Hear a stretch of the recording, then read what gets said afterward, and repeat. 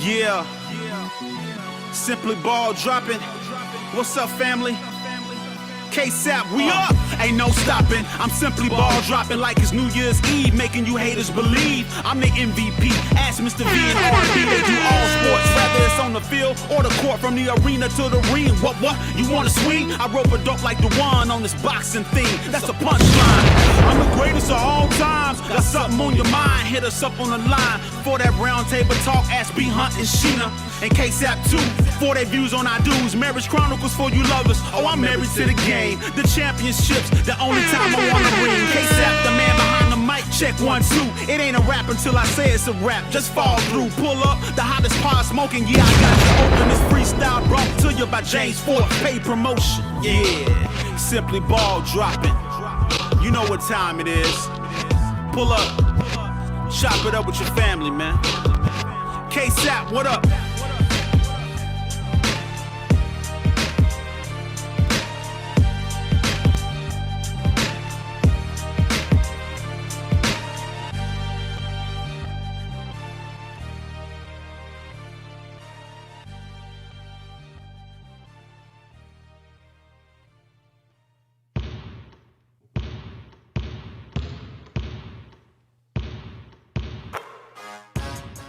Hey, when y'all come in the building, man, make sure y'all drop a like on the video, man. Let's run these likes up, man. Let me know where you're chiming in from, man. Drop your location, man. What state you chiming in from?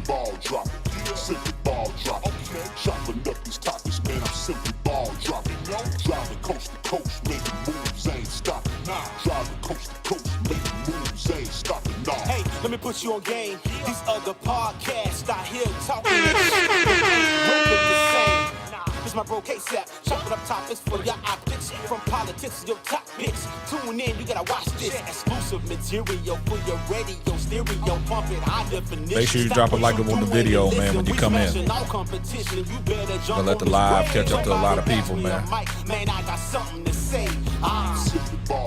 Y'all let me know where y'all chatting from. Drop your location so we can give you a proper shout out.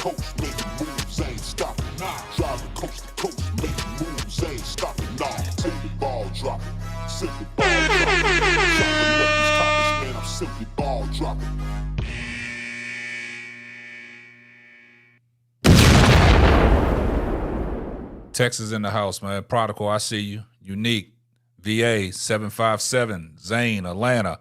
I see y'all in the building. Ready Milky Way, Tennessee, man. I appreciate y'all tuning in, man. So we got Prodigal in the building. We got Unique in the building. We got Reddit Milky Way in the building. Zane Huckleby, man. Appreciate y'all tuning in, man. Yes, we back with another one, man. For those that ain't never been here before, my name is K-Sap, the host and the man behind the mic of the Simply Ball Dropping podcast, man. Edward T, Delaware in the building. Marquise Duncans, what up, man? Hey, man, we got 41 people watching, man. Make sure y'all give the video a thumbs up, man. Make sure y'all give it a like, man. Hey, man, we got to talk about it, man. Watching today's game. What's up, bro, Gad? Salute to you as well, man. Hey, we got to talk about it, man. That game today between the Las Vegas Aces and the Chicago Skies, that was a pretty darn good game, man. T Black, Florida, I see you. We got to talk about it, man. And what I want to talk about is, I know a lot of people say a lot of different things about Angel Reese on the offensive end. Her skills are not up to par, but she's a workhorse down there. Basically, she don't get no calls, man, and she don't complain about it. She don't complain about not getting calls, man, because as much as she works down on that low block and in that paint, and you tell me that she don't get no calls and she don't get to the foul line as much as some of these other forwards and centers in the WNBA do, it's a travesty, man. But she don't complain about it, man. She went to the line 4 times a day. She was 3 or 4 from the free throw line. And I thought that, she got fouled a lot more than what she did. But she's not benefiting from it, man. Yeah, she's getting it out the mud. And see, a lot of people don't understand that If you look at the stats, man, Chicago Sky are leading the WNBA in paint points. Where are they getting all these paint points from? If Angel Reese is not that good of a low post player and she's not skilled, why are they leading the WNBA in paint points? Because there for a time, Carmilla Cardoso wasn't giving you nothing. It was all Angel Reese. Angel Reese is averaging 13 and 13. Yeah, her offense will come together, but I think her offense will open up if she can get to the foul line a little bit more. Because today, I think, the refs missed a lot of calls. Yeah, Angel Reese, not Angel Reese, but Asia Wilson was complaining about calls. And y'all heard what Asia Wilson said after the game, talking about, man, I'm so glad I don't have to guard Angel Reese no more for the rest of the season, unless they meet up in the playoffs. If the Chicago Skies can get in the playoffs and find a way to match up with the Las Vegas Aces, that's going to be a series that everybody is going to love to watch, man, because they mirror each other, man. In the 3 games they played this year, I know the Aces are 2-1, but Chicago has gave them everything that they wanted. Yeah, Camilla, like I said, Camilla's she's starting to come around. She's starting to come around offensively. She only had 8 points today, but she's starting to come around offensively. I just love to see Camilla work a little bit more on defense, man, because if you notice when she was guarding Asia Wilson today, she was falling for every pump fake that Asia Wilson gave her. So once she would pump fake, Asia Wilson get that step on her and Camilla's chasing and, getting fouls. Yeah, she had 5 blocks. She had 5 blocks. Yes, she did. She played great defense, man. Yeah, on that last play, Keywan, the ref swallowed the whistle on a lot, man. That could have been called a moving screen. That could have been called a moving pick because that got the mismatch for Asia to get the ball on the dump. But you got to give kudos to Becky Hammond, man. She drew up a great inbounds play to get that game winner. But I said this before, man, about Kennedy Carter. I think Kennedy Carter got the quickest pull-up mid-range game in the WNBA. She got a quick pull-up. Yeah, Angel in the Sky are going to be yeah, I'm telling you. In 2 more, like they said, this is a 2-year project to get them turned around. I think they're ahead of the curve. But I'm telling you, if Angel Reese and Carmilla Cardoso can play like they've been playing, even though it hasn't resulted into wins these last, couple games, but we've seen what they can do out there. They're dominant, man. They are real dominant, man. And the thing about it is, a lot of people, will say that Angel Reese down on the low post, they shouldn't give her the ball. But if y'all go look at it, out of all the games the Sky have played, where are they getting their points from, man? If they lead in the WNBA in points in the paint, Angel Reese is doing great. And I'm glad you brought that up, T Black. The Chicago Sky's bench was atrocious. They had 0 points. And let's take a look at this. Let's take a look at this, man. We're gonna get to it. But first of all, man, we're gonna get to that, man, because their bench, I think the bench kind of sold them out, man. The bench did them bad, man, but we got to talk about that, man. We got to talk about that play.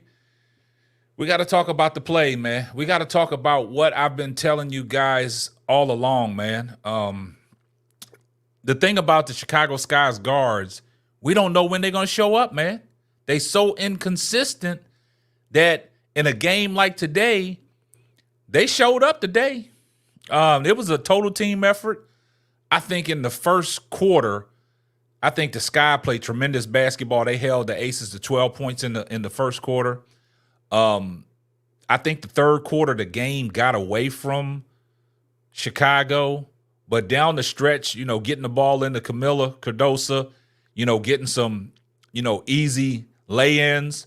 But Angel Reese, man, the way she played defense, even though Asia had 20 and 18, she shot 8 for 28 from the field. I mean, Angel Reese she was working her out, man. She gave her a hard time. And she played her physical, man. And the refs was letting them play. But on the other side of the end, I just thought Angel Reese was getting fouled on some. If you really look at it, I mean, I know people complain about her missing a lot of easy bunnies. But if you really look at it, man, she's getting fouled on them plays. And she's not complaining about it. She's not complaining about it. So, yeah, let's take a look at the box scores, man. Let's take a look at it, man. 77-75. And what's glaring on here is Chicago's bench gave you 0 points. 0 points, man. 0 points, man. And that hurts, man. If you don't have no bench production, man, that's going to hurt you, man.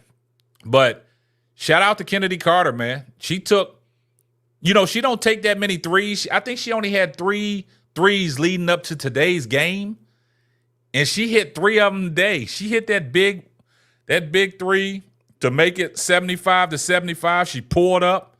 I just think, man, she got to take more.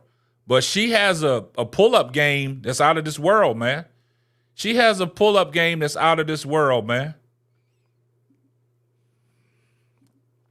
Shout out to Zane Huckabee for the $5 super chat. I think Collier is sneaking up on Wilson for the MVP, showing some love to the channel. Appreciate that, Zane.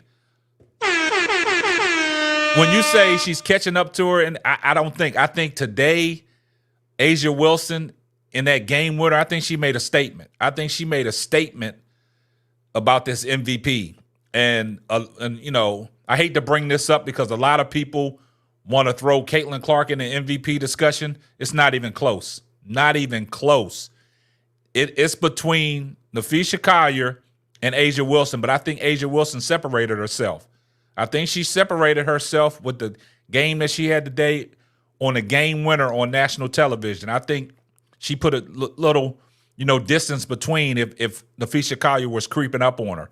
But, as far as this Rookie of the Year race, Angel Reese, man, 3 straight games with 20-plus rebounds. Now, I know when you look at the Rookie of the Year, we're not going off of team success. We're going off of individual accolades. And if she keeps doing this throughout the season, I think she's 30 rebounds away from breaking the WNBA record held by, I think it's Tina Charles or Sylvia Fowles. No, she broke Sylvia Fowles' record, single season with the team for the Chicago Skies. But she's embarking on another history with Tina Charles, and she's only a rookie. But the thing about it is today, the way she played today and not, getting to the foul line as much as, she did, she only got to the foul line 4 times. Now, you tell me, as way she plays down in this low post on the offensive end, she only gets to the foul line. She's only averaging like 4 to 5 free throws a game.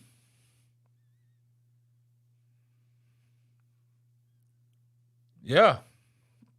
So, man, I mean, see Marquise Duncan, that's your personal preference. Talking about she can't shoot is sad, man. Y'all got to stop that, man. Y'all got to stop tearing these people down, man. You got to stop that. Mabry is the best guard on the team. Nope. Mabry ain't even on. See Marquise Duncan, you lost. Mabry is not even on the team. Mabry is on the Connecticut Suns. Where you been at?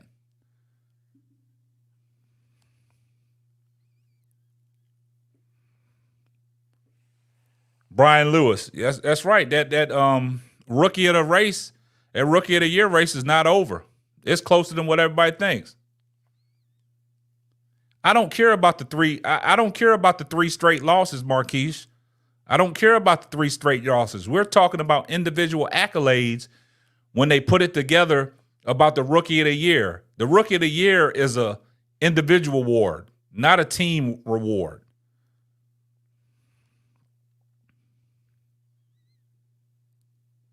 Yeah.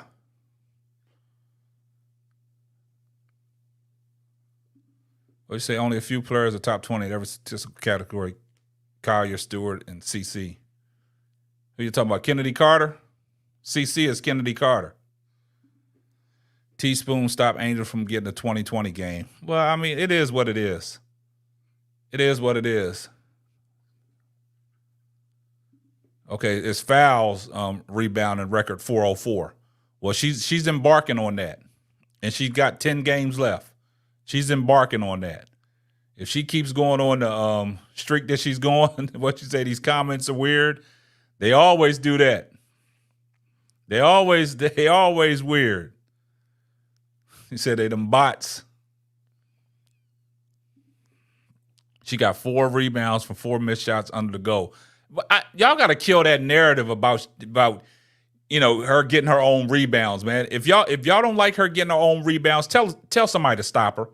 Just like she went to her Instagram and she fired shots off of all the haters, talking about if it was that easy, why ain't nobody else doing it? Why ain't nobody else doing it? If it was that easy, why ain't nobody else doing it? Okay, if it's all about winning, Marquise Duncan, I mean, is Caitlin Clark doing all the winning? Is she winning? I mean, they both in the playoff race. 8th seed and the 7th seed. They got two more victories than the Chicago Sky. So what are you talking about?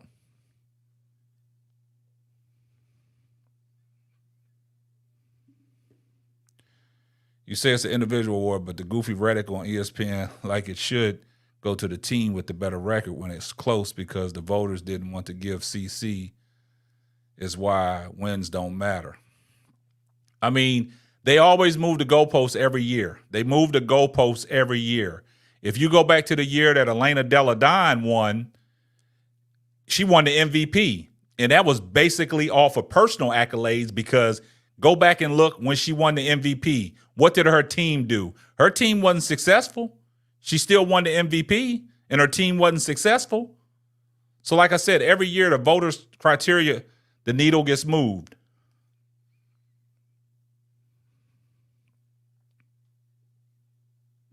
That's what I'm saying. Edward, they can't stop her from getting her rebounds. Everybody complaining about, they putting this narrative out there.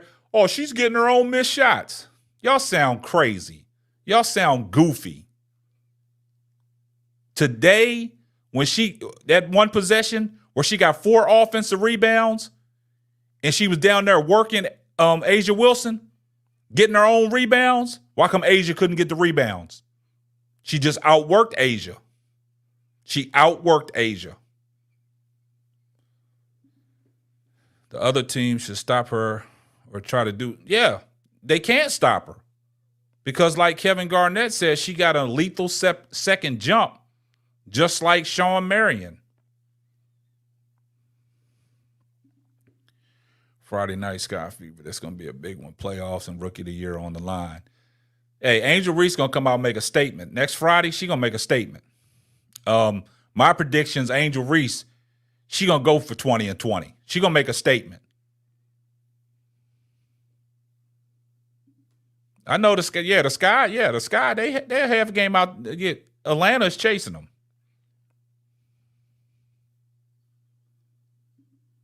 See, that's the narrative. That's what I'm saying. Mikera, 45. That's what I'm saying. That's the narrative, man. Talk about they letting her get rebounds. Ain't nobody letting Angel Reese do nothing. Angel Reese is just going out there outworking folks, man. We got to stop that, man. We got to Brooklyn, what's up, man? What's going on, Brooklyn? Yeah, we got to stop that, man. We got to change that narrative about they letting her get rebounds, man. She just out there outworking everybody, man. See, that's what they're going to do. If it fits their narrative, they're going to talk about it. But if it don't fit their narrative, they'll stay away from it.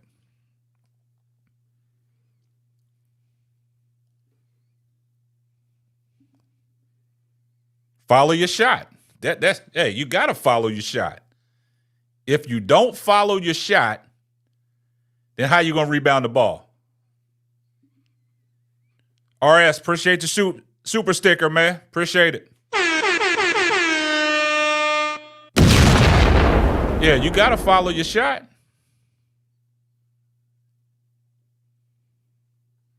I don't care if she's only scored 11 points, man. She had 22 rebounds, man. They don't see a lot of people want to change the narrative, right? And when I say they want to change the narrative, now they want to focus on her scoring. This is not how she impacts the game. She impacts the game on the defensive end and rebounding the ball and getting the team second chance points. But like I've always said, the guards, inconsistent guard play. We don't know what they're going to get from. We don't know what Chicago Sky's guards going to bring to the table. We don't know what they're going to bring to the table. And I'm going to prove that again. Because today, if you look at it, look what Lexi Hall did. I mean, not Lexi Hall. Look what Lindsay Allen did. Look, she had 16. Kennedy Carter had 25. You see what I'm saying? The new girl that they inserted in the Uwale, she had 15. So we don't know what we're going to get from the Chicago Skies day in and day out. We just know the one consistency they have is Angel Reese, because you know what she's going to bring to the table offensively. If she gets over 15 points or 13 to 15 points, that's a benefit. That's a benefit. That's right. The bench didn't even pinch the scoreboard. That's right, Gina. They didn't even score. And you got to have some kind of bench play if you're going to compete in the WNBA. But the thing about it is the Chicago Skies was not predicted to be this good this early. If you look at other teams facing their embarrassed when Angel Reese gets those. Yeah. And I know when you go in the film session and them coaches and you playing against Chicago and Angel Reese is beating you up on the offensive glass, I know that's a point of emphasis when you go in there to film study, saying, look, how are y'all letting her get they trying anything to stop her from getting rebounds and they just can't do it. Delusional CC fans who never played basketball before, just emotional CC fanboys. And the fouls, she don't get no fouls. I mean, if you looked at today's game, you tell me she wasn't out there getting butchered. You tell me that Angel Reese was not getting butchered today. She was getting slaughtered out there, but she don't complain. And I think a lot of things that don't go because she don't flop. She's just a physical player. She don't flop. You never see Angel Reese on the ground, unless somebody hard fouls her. She don't flop. Yeah, they just mad. That's all that is.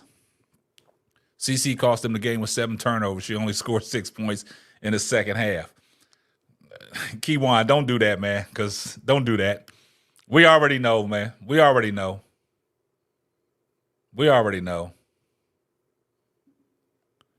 AR is on the road to break every rebounding record there is in the WNBA in her first season as a rookie. That's right. That's right, Knowles. Yep. Marquise, man, cut that out. Nobody takes harder fouls than Caitlin Clark. Man, get out of here, man. Get out of here, man. Dana Evans' agent was on Twitter snapping about her not getting no playing time. Yeah, you saw Edward. You see that? You see, there's a lot of things that we can talk about. And see that's what happens, man. There you go, Juju. I see you. If she would get the calls into the free throw line, she would have had 6 to 80 points. I could see her scoring 18 today. Exactly. She just don't get them calls, man. She don't get the benefit of the doubt, man. But she don't complain, man. She don't complain because she's a competitor, man. She don't want nothing easy, man. Everything that Angel Reese is going out there doing, man, she's out there earning it, man. They're not giving her nothing. So we trying to kill all the narratives, these YouTube content creators talking about Angel Reese patting her stats. That is the worst take I've ever heard. That is so delusional when you make videos about people stat patting and people pick up that train and they want to continue to add on to she's stat patting. That is so misleading, man. Because that is taking credit away from her work ethic, man. That is taken away from her work ethic. I've been watching the WNBA since 1997. I've never seen a single player like Angel Reese. Not exactly. That's what I'm saying, Brian. But we don't talk about that. Nobody wants to talk about that. Nobody wants to talk about the way Angel Reese gets butchered out there, and she got to play through it without her arguing.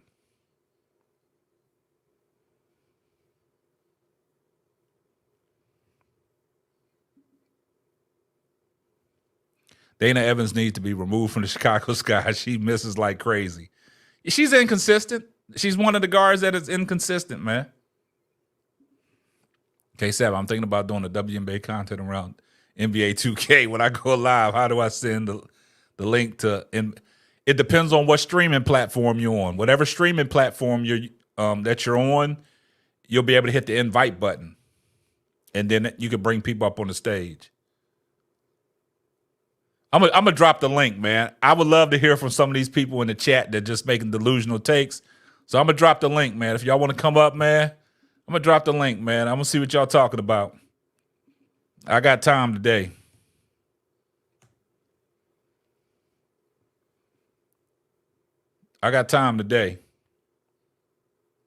Yeah, Angel gets fouled a lot, but she just don't get no calls, man.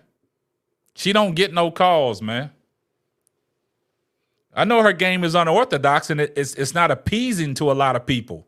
That's why people, want to talk about her game.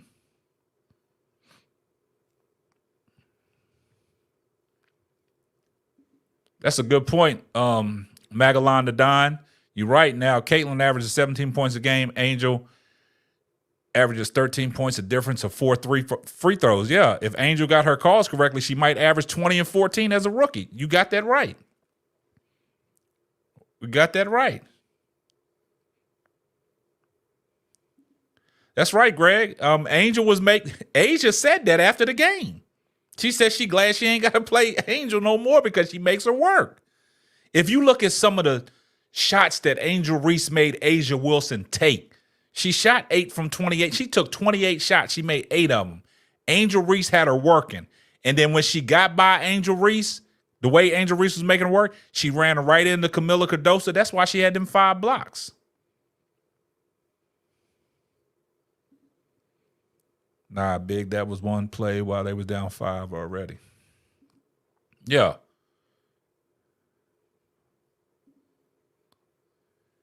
Prodigal, I'm not going to say she locked her down.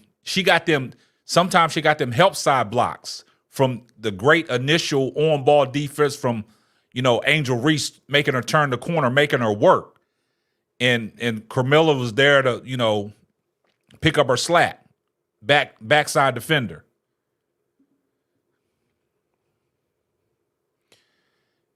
Angel and Carmilla, good. Yeah, they're good defense.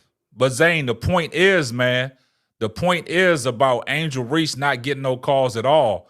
As much as she works out there and all the rebounds she grabs offensively, and you tell me she only goes to the line 3 or 4 times a game? Come on, man.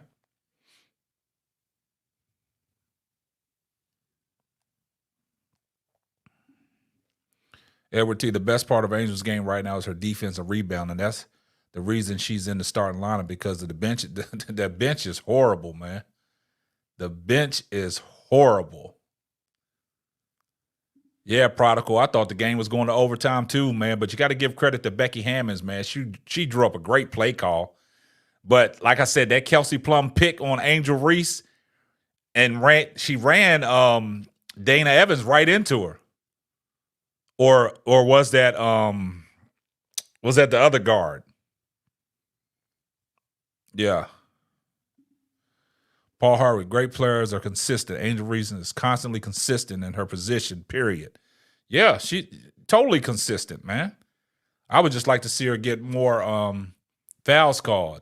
And also, I think Carmilla, she's starting to feel comfortable offensively. She's starting to get some more lift on her shot where she's getting extension, from the shoulder surgery. She's starting to get it in there. So you thought that was a moving screen, Brogad? You thought that was a moving screen by Kelsey Plum? They wasn't going to call it the same way they called that bull stuff last year in the semifinals in the Final Four game. The refs don't call nothing, and the calls they do make is some ticky-tack. Yeah, just like the other night, man, against Connecticut. That foul that they called on DeWanna Bonner, I'm still trying to figure out who fouled DeWanna Bonner. I'm still trying to figure that out. Lolita Falls said, great pick on Reese, but Cardoso should have been under the goal to alter the shot. Yeah, in that position, man, you got to, with 1 second, the only way that you really can score is throwing it down into the post. I just think, I don't know the problem in that situation. You got to protect the basket, and they didn't protect the basket, and that's why they came up short. But I will say this, man. The thing that I like about the Chicago Skies team is when they lose, nobody runs to social media talking about fire the coach, fire T. Weatherspoon. But on the other side of the fence, when some particular team lose, they always want to run and say fire the coach. Yeah, and that situation right there, Keywan, I will blame Teresa Weatherspoons for that because she should have had the team position to protect the goal. Should have had Carmel Cardoso just standing right up under the net, which I teach my kids to do when we're protecting the inbounds play. The big man, you stand right up under the basket, put your head right up under the net, and you protect that. Yeah.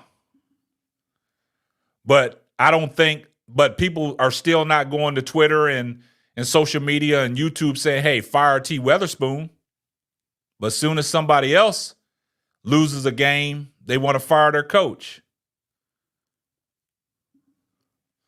Spoon is a rookie coach in the AFC. So, yeah, I have no problem with T. Spoon. Have no problem with her at all. And the thing about Chicago, they don't throw her under the bus either. Exactly. That's what I'm saying. As a coach, I teach my players on inbound plays like that, the big guy, you underneath the basket with your head up under the net. You're protecting the goal. Yeah. People say things about Angel, but she is heart and soul with Sky. Exactly. She went to Twitter and clapped. She went to Twitter and clapped at all her haters. I agree. Teaspoon is my girl, but that was a bad move. Yeah, it was. Yeah, I mean, it was a coaching blunder. That was a coaching blunder. But the team, they didn't put it on the coach though, and that's a good thing. That shows that the team is together and they got the coaches back. And I think T. Witherspoon and her coaching staff got the players back as well. Jasmine Anderson says, Angel did a hell of a job. Yeah, she did a hell of a job.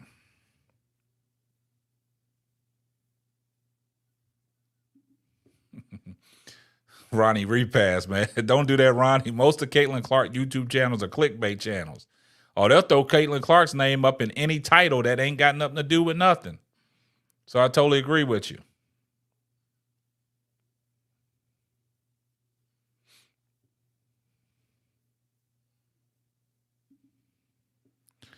Yeah, Andre, they do love teaspoons. She's a good coach for them. She's a good coach for them, man. She's a good coach for them.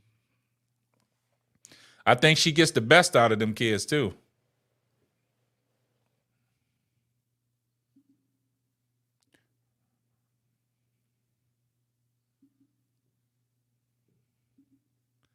"27 games played, 22 double-doubles with cheese." 22. Hey, I like that, Magalon Don. You said 27 games played, 22 double-doubles with cheese. Prodigal and Keywan, what y'all capping about, man? Let me see. Last game post-interview, you could hear cheers being thrown in the back. Let me see. People always talking about the records Caitlin Clark doing, but they better give Reese her props for her records as well. That's what they won't do. Lolita, they got their own narrative. They got their own agenda. So we're not gonna do it. We ain't gonna talk about that. Got my man Bible Boy and Hootie Mac. Angel did have a hell of a game, but I swear we were too old school on defense. First minded about basketball. Somebody got to be the bucket. Kennedy made a clutch, almost overtime shot. Yeah. Got my man Bible Boy in the building, man. One of my awesome moderators. How about that? They don't want to talk about Angel Reese's defense, man. Because if I say, man, we can now throw Angel Reese in the defensive player category, I'm going to cause some controversy.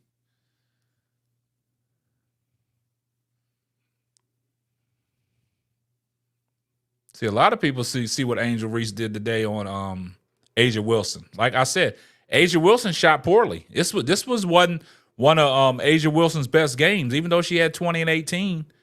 But, you know, she solidified on that game winner. She made up for it.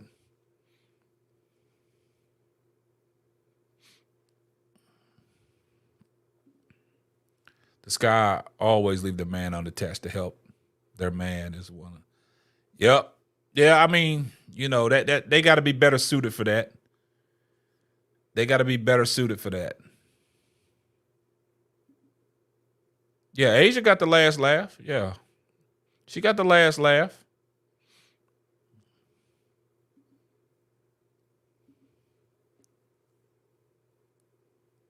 Nah, it was 1 second. It was 1 second left on the clock, Magalon Don. It was 1 second left on the clock.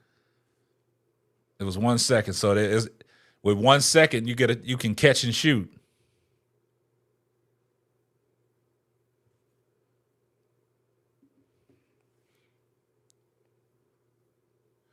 Yeah, you can't do. Hey, they play hard nose defense on Asia. But I just like to see in a situation like that, be better positioned, man, to protect the basket, and let's get this game into overtime, and we'll like our chances in overtime. But the fact of the matter is, man, I could say that Asia might be tired. She still might be jet lagged from that. But yeah, so that's what it is. Yeah.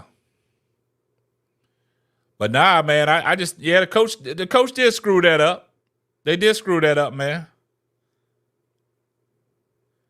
They did screw that up. T. Weatherspoon and the coaching staff, they screwed that up.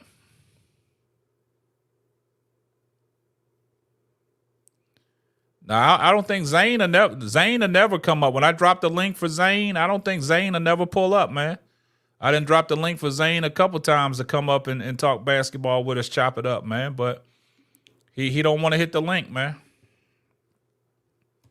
He don't want to hit the link, man. The link is there. If y'all want to come up and chop it up, I got the link in the chat.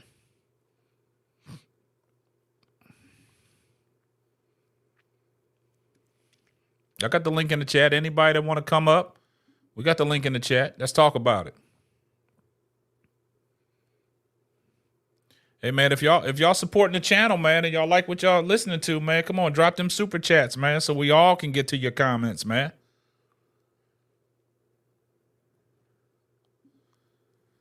Plum had 2 Manu uncontested layups. Sky guards got it. Yeah, they do got to do better. They do got to do better, man. Yeah, that's what I'm saying. Benches, Chicago Sky's bench is hurting. We hurting. Yeah, Cardoso was guarding the inbound play. She jumping around guarding the inbound play. I mean, you know, in situations like that, they always put their tallest defender out there so they can't see over top of you. But Chelsea Gray, she's a veteran, man. She made the right overhand pass to get the ball in, man. She took a chance. Zane, Brooklyn, Zane ain't coming nowhere, man. Nah, they had 0 points, Bible Boy. They had 0 points. Chicago has 0 points, man. I think you can make a case for having Cardoso guard the pass as a bigger target. She should have been more aggressive. That's the thing. That's the only thing about Carmilla Cardoso, man. I don't think she's aggressive enough defensively, man. Offensively, she can do it. Zane, I've been dropping the link for you to come up on the panel so we can talk, but you don't want to come up. Man, shout out to Makari for the $2 super chat. Here we go. Appreciate that, love. Appreciate that. Appreciate the support. Hey, man, we got 184 people in here watching, man. Make sure y'all give the video a thumbs up. The fact the Sky's even in playoff position, it speaks volumes of how good Reese is. They don't want to give her credit, man, Bible boy. How many times I'm going to tell you, Bible boy, they only here to cause confusion, man. You know that.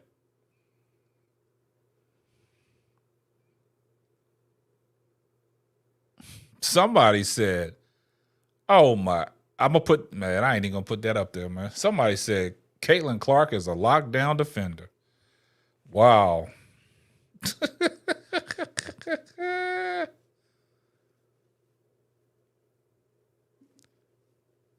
Goon the shooter. Come on, Goon. I'm going to drop the link, man. Come on, Goon. Come on up, man. How you going to talk about Sky been losing because they taking veterans like Dana Evans out the lineup? Man. Sometimes I wonder where y'all be getting y'all's basketball takes from, man.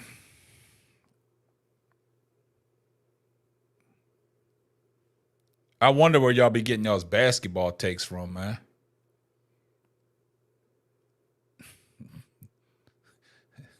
Dana Evans had 0 points today. She has 0 points, man. Lindsey Allen had 16. She was 7 of 12 from the field, 1 of 3 from three-point land. Kennedy Carter had 25, 9 of 20 field goal percentage, 3 or 4 from three-point range. Dana Evans didn't even scratch. And you talking about she better than Lindsey. Come on, man. Come on, man. Yeah, her agent is pissed off because she only played 7 minutes, man.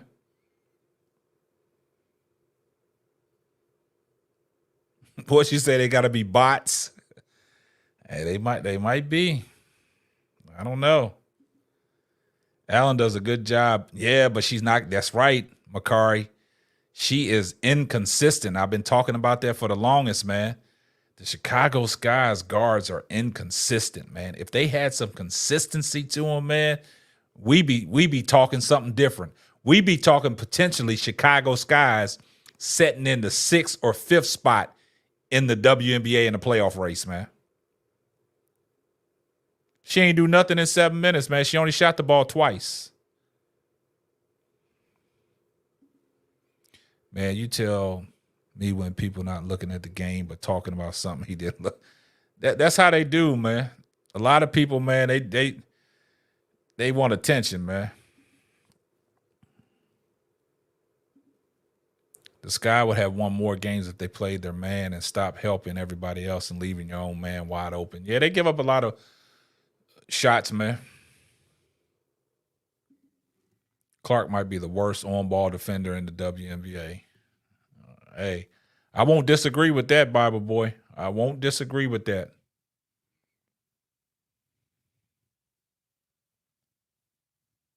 Oh, yeah, we're going to be a problem, man. After next year's draft, the 2 first-round draft picks, and also in 2026 got a first-round draft pick, man, they building, man. And I think the problem is that when they traded away Mabry and got back what they got back, a great trade because, you know, they got the first-round draft picks. They building for the future, but they never expected Chicago to be in this position that they're in. Yeah, Makari, point. Yeah, a point guard is needed because I don't think Kennedy Carter is a point guard. She's the fearless 2 guard. I would like to see a point guard that could come in and can control the offense a little more, get them in their sets, and get people touches who need touches. Because sometimes, like watching the game earlier today in that first quarter, we should have at least been up about 10 to 12 points, but we had some careless turnovers because some of them was trying to make the home run play, they was playing hero ball early.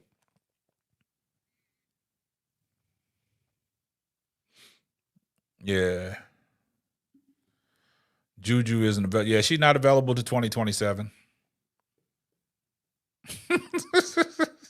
See, that's Brooklyn, but you know how that is, though, man. You know you got your casuals, man.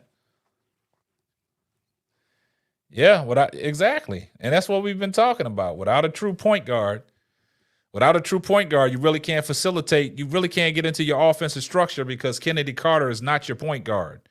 She's not the table setter. When Mabry was there, you got to look at it. She was leading the team in assists. Basically, she was the table setter. But yeah.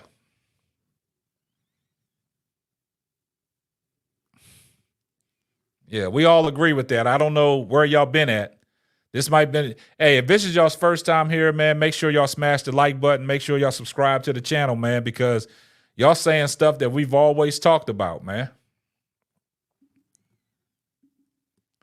Angel Reese been helping covering up the guard mistakes. Yeah, I mean, but Keywan, they not going to give Angel the credit that she's due, man. So we're gonna stop talking about that. I just think that the refs are swallowing the whistle because she gets butchered down there, and she don't get the benefit of the calls, man. She works too hard, man. Hey, Brooklyn, man, don't nobody want to hit the link, man.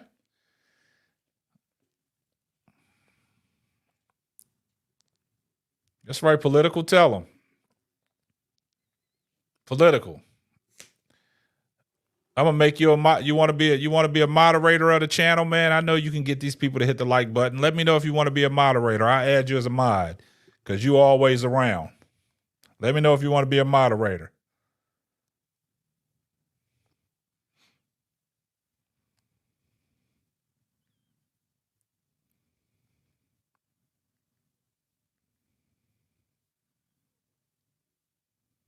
Let me know if you want to be a moderator.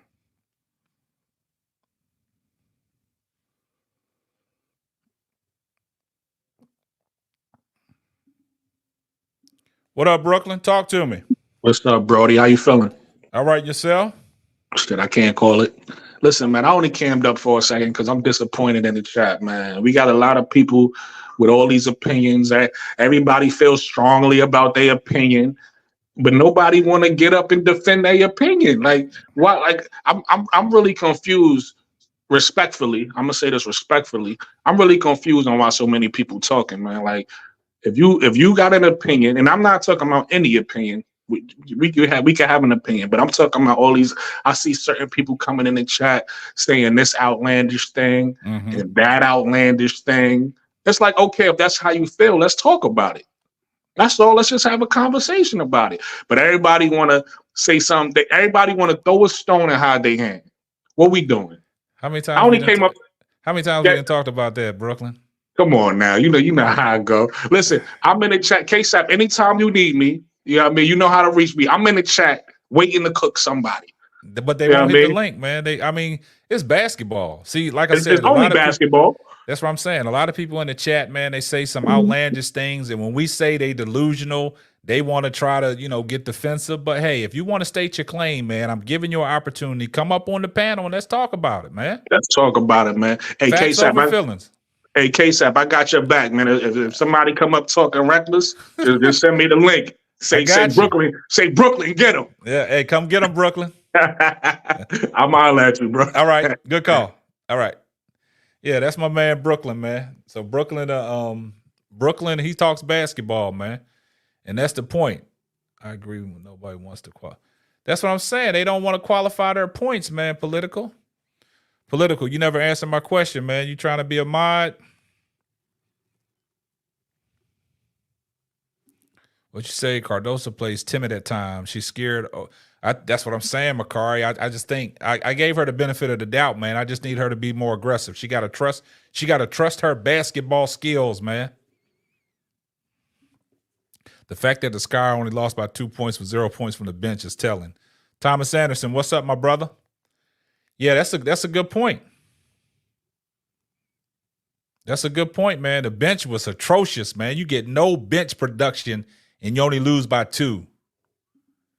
And then you got Yeah, she's coming to her own of late, man, and I like her play offensively, but I like to see she had 5 blocks today, but I like to see her be more aggressive defensively.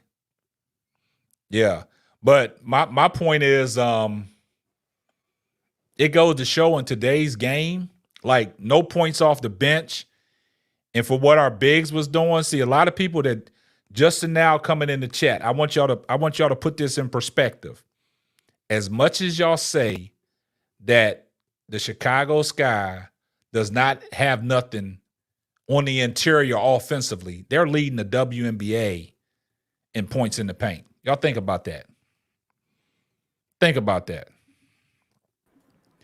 Hootie Mac, what's up, man? What you got?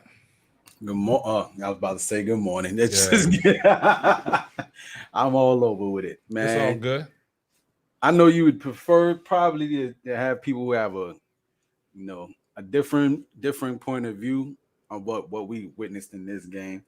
But I was making a joke with another content creator, especially those who are Aces fans, but also support Angel Reese. This was a conflict of interest game, so to speak, because you expect, Angel Wilson to get off, and you want to root for your team, but when Angel do something good, like, hey, that internal conflict for all those Aces fans out there that just love on Angel Wilson, it's almost like spiting one to show love to the other, in some ways.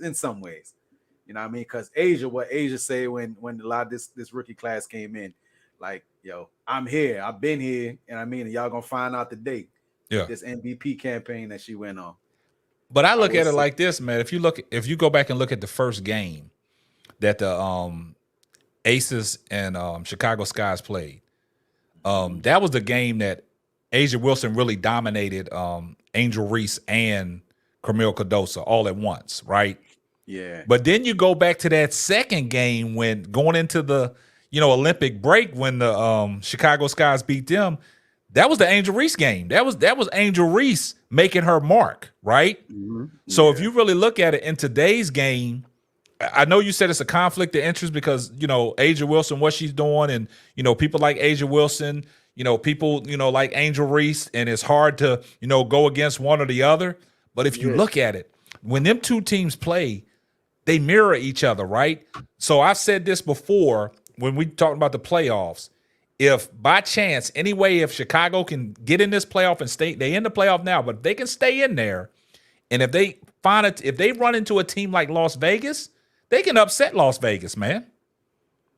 They can upset Las Vegas. I wonder because, as I was saying, a couple of my comments, it's just like that comment I made when I said I think sometimes we're with this modern day of basketball, we still are kind of old school with our approach and look at basketball. But defense does matter. This Chicago Sky team is like that grit and grind 2004 Detroit Pistons, if you want to get it out the mud. Get it out the mud. Like, who's really going to go get a buck? It's by committee. Yeah. Whoever's hot, whoever got the hot hand, get it out the mud type. And it works. It works if you're going to keep everybody under 70 points. You know what I mean? Yeah. Can you do it? Yeah, shit. We see it in football. We see we see it in a lot of different cases. We do see it in a lot of different cases. Just the problem I see though is you have, say, all right, a team like, I'll use the Sun because they're the next grit and grind, get it out the mud team, right? But you got a playmaker in AT that sets the table for everybody else, right? And you still got what's that girl? She went number 52. Damn, I can't think of Harrison. Yeah. Yeah, she can get hot. And now they done took Mabry off y'all hands. And Mabry been coming off the bench and giving them 20 for like the last 2 or 3 Man, I don't even want to talk about that, man. Don't even bring Mabry's name up. I know that Chicago. I know she wanted out of Chicago, right? And that was a business move, man, to free up some draft capital. But I told you guys, and I think you was here the day that I did the live when I said that game was coming, and I said this is going to be the Marina Mabry get-back game, and she came off the bench and cooked them for 25. Right. She had me hot. I'm like, all this time, we knew what Marina Mabry brought to the table when she played with Chicago at the first part of the season. She was the only person really putting the ball in the basket, right? Mm-hmm. And then all of a sudden, when Kennedy Carter got inserted in the starting lineup, what happened? She kind of faltered, right? And I think, at that time she was getting disgruntled. I think she wanted out. It is what it is, man. But, she's not walking back in Chicago's facility no time soon. So that ship has sailed. So we got to let that go. But hold on. Let me add Zane to the thing. What up, Zane? What up, K-Sap? What's going on, man? Talk to me. Oh man, just coming on here because you said I wouldn't come. So yeah, we trying to figure out, man. So let me get my boy let me get Brooklyn up here, man. We can talk All some right. basketball, man. So don't go nowhere. We got Hootie Mack in here. I see this comment by Political Lil, and again, I tell y'all, I'm from New York, so it's liberty over everything. Like, I don't even root for the Fever when they playing the Liberty. You know what I mean? It's straight up liberty over everything.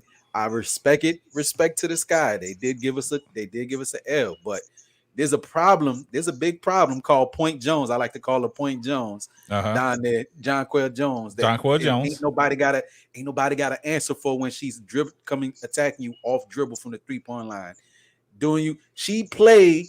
I think what it is with Jonquel, she realized that men her height are guards. Yeah. And so she wants to be a guard, even though they want her in the paint. Because for the women's game, 6'6" is a big girl. But you see the point guard skills in Jonquel. I'm just saying they on one. It ain't no stopping the Liberty this year. They might falter. Yeah, I said the Liberty gonna win it all. Hold up, let me get Brooklyn on here. All right, Brooklyn, we got you here. So we got Brooklyn, we got Zane, and we got Hootie Mack, man. Let's talk about it. I'm gonna open up the floor to Zane, and then we'll let you get in here, Brooklyn. So what you got to say, Zane? Hold on. Before Zane go, let me just say respect to the panel. What's going on, Hootie Mack? What's going on, Zane? What's up, big bro, K-Sap? What's going on? We here. I get nervous every time a New Yorker say respectfully. You know what I mean? All right. Because it's not about to be respectful. Yeah. All right, Zane. So let's talk about it, man. You got a lot of stuff in the comments, man. Let's talk about it. No, I didn't say anything. All I'm saying is you said when they lose games that nobody goes around and tells on Twitter to fire the coach. You said the other team does that. But I got a specific example on Twitter right now from Angel Reese where they did do that. So all I'm saying is I just want you to be fair on both sides. That's so it. What's your source? What did she say? Well, she said the one thing I don't play is when it comes to Teaspoon, because all the Sky fans got on Twitter talking about firing her. Okay, that's a difference when you go to Twitter. I'm talking about these YouTube content creators that make these videos about. I don't know about YouTube. I'm saying if you go back and replay the live all day, every day. Yeah, but if you go back and replay the live, you said Twitter, specifically Twitter. You said these people go on Twitter. I said social media. Hold on. K-Sap, I got this. I said social media. Hold on, K-Sap, I got this. All right, go ahead, Brooklyn. You know what, Zane?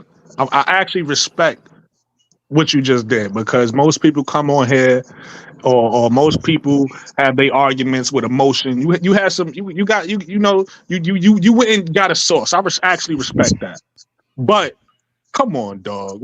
Are you really, even if he did, let's just say he didn't say YouTube. You really think he meant every single person in the world? You know everybody got a Twitter, and you know everybody got an opinion. So of course it's gonna be some stupid motherfuckers that's gonna be like fire Teaspoon on their Twitter. But you don't see the masses of Scott. Like, if we being real, listen, Zane, you sound like a sensible guy. You sound like you pay attention to what's going on in the climate out there, right? So if we being real, since the season started, every time the Fever lose a game, what do the Fever fans do? Oh, who do they blame it on, Zane? Everybody knows the answer. I can't tell you all the Fever fans.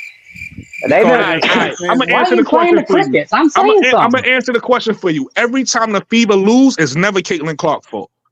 Every time the Fever lose, they need to fire Christy Sides because she's a Facts. terrible coach. Yeah, but Facts. you I got don't never fans hear on them. both sides that do that. Hold on, bro. Let me finish. I don't never hear the fans saying, extend her when she wins.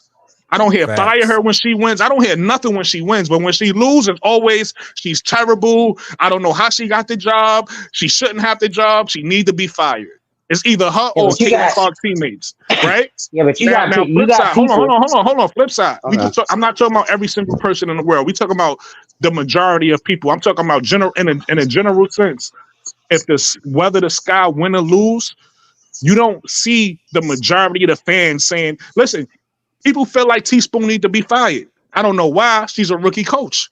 Like it's like same thing with Chrissy Side. I mean, I think Chrissy Side's a rookie coach. I don't want to misspeak with her. She But been in the league. No, She used she's to a second year coach. yeah, she so used I to don't want to coach Chicago.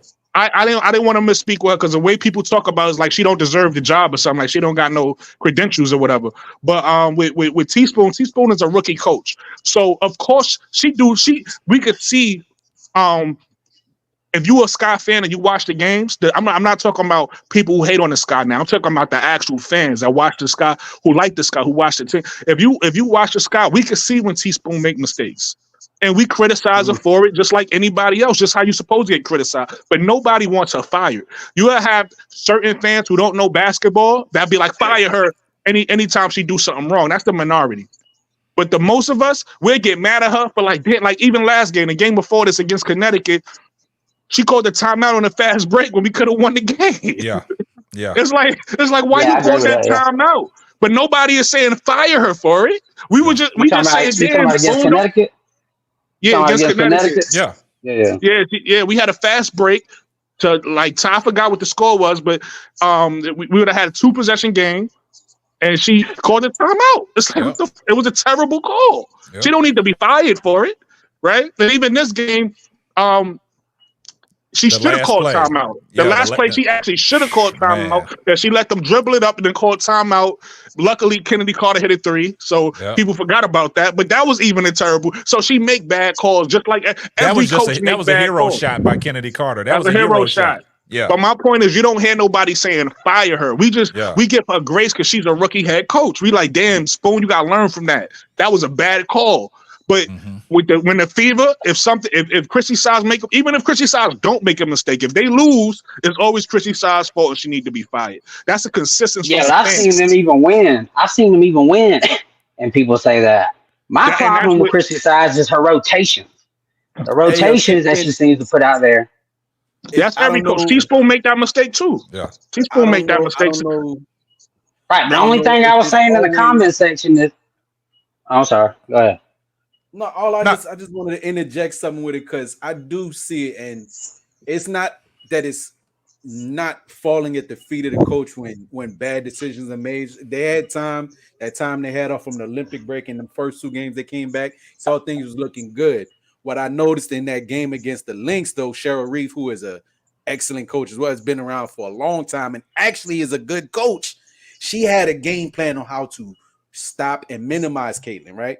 Where Noelle Quinn didn't look like they had an answer for Caitlin, and Caitlin got off against the Seattle Storm. Who was the other team they played when they came back? I can't recall. Phoenix. I know it was Phoenix. Seattle. Nate Tibbetts, Seattle, and Minnesota. Well, Nate Tibbetts, who is, for all intents and purposes, is a decent coach. Maybe it's more so the personnel in that game. They said that for most games that they play Caitlin, they throw zones at her. I don't know. They was also jump zone a lot. Yeah. It just maybe it's a personnel issue compared to what the Lynx got. And I do believe the Lynx are a far superior team, even though they don't got a 6'9" center. Well, the Lynx just stayed disciplined. They was disciplined on defense, but see, especially in the second half. What I would say though, just to round it up, and I'll round it up real quick, just to say though, some of the decisions that Chrissy Sides does make, in some cases, she probably is making bad decisions, and I can see why people play the blame at her feet. Yes, Caitlin have 7 turnovers, 10 turnovers, bad shot selection, inefficient shooting night. That's your problem. But your 2 main offensive go-tos are Kelsey and Caitlin and Aaliyah, like she's taking the backseat, but she's still getting boards and playing defense, right? Everything else Yeah, well, outside that, AB's had some tough out the assignments game. these last few games, though. So I gotta What they kind of give running, her how a they pass. playing But defense, how they let preparing, me that's on the coach. let me chime in real quick. I want to say Hootie Mac, if that's because I didn't even notice that. If that's the case, that's bad coaching because you got to realize. I mean, y'all correct me if I'm wrong, right? Because I'm new to the WNBA. This is my first year in the WNBA. I know basketball. I know NBA like the back of my hand. Yeah. WNBA I kind of know too because it's all basketball, but I don't know if they do different things. So y'all could tell me if this is true in WNBA or not. I know in the pros you really don't run zone like that. It's more of a man-to-man game. In college they run a lot of zone. So if you run in zone against Caitlin, that's kind of dumb because she used to seeing that. Like, why would you run the zone that she comfortable? I mean, why would you run a defense she comfortable with? So if a coach does run that against her, that's kind of dumb. Phoenix That's done number that one. twice. They did that last two I think games. that's because BG is so slow-footed. It's giving her a chance to kind of be hit on Yeah, defense. she probably take advantage of BD. Yeah, BD with the way she plays. I think she that's the slowed reason for down. that. She slowed down. Yeah. So You're trying to it's hide like, your yeah. two slowest players. Sometimes you gotta hide them flaws, right? So you gotta have somebody else pick up for it. But let me get back to Zane real quick. Zane, my statement was earlier. I understand where you're coming from when you talk about Twitter, but I basically was saying this like this. My problem with people always running to social media, especially YouTube. If you look at some of these YouTube media space content creators that support I agree with Caitlin the Clark YouTube thing. in the Indiana Fever, they produce videos. Fire Christy Sides. Christy Sides' job is in That's a jeopardy. fact. She Yeah, that's should a be fact. fired. She should be going after every game. It seems like they don't hold Caitlin Clark accountable for some of these losses. Like it's everything. They blame everything outside of Caitlin Clark, and they go as far as get rid of the coach. Well, Christy Sides, she's been in the league for a minute, right? So she got some coaching knowledge. She coached in college, right? So she got some coaching resume, right? So they hired her for a reason. But the thing that bothers me is like every time they lose, just like Brooklyn said, you're a very intelligent guy, Zane. I can see it by the way you type up your chats, right? I can see it. But my thing about it is, it's when they run to YouTube, make these videos, and if the narrative don't fit what they want to talk about, they're not going to talk about it. But if it fits their narrative, they're going to produce it. And every time that they lose, fire Christy Sides. Christy Sides is wasting Caitlin Clark's potential. Like what are we getting at here? And this is something. I got you.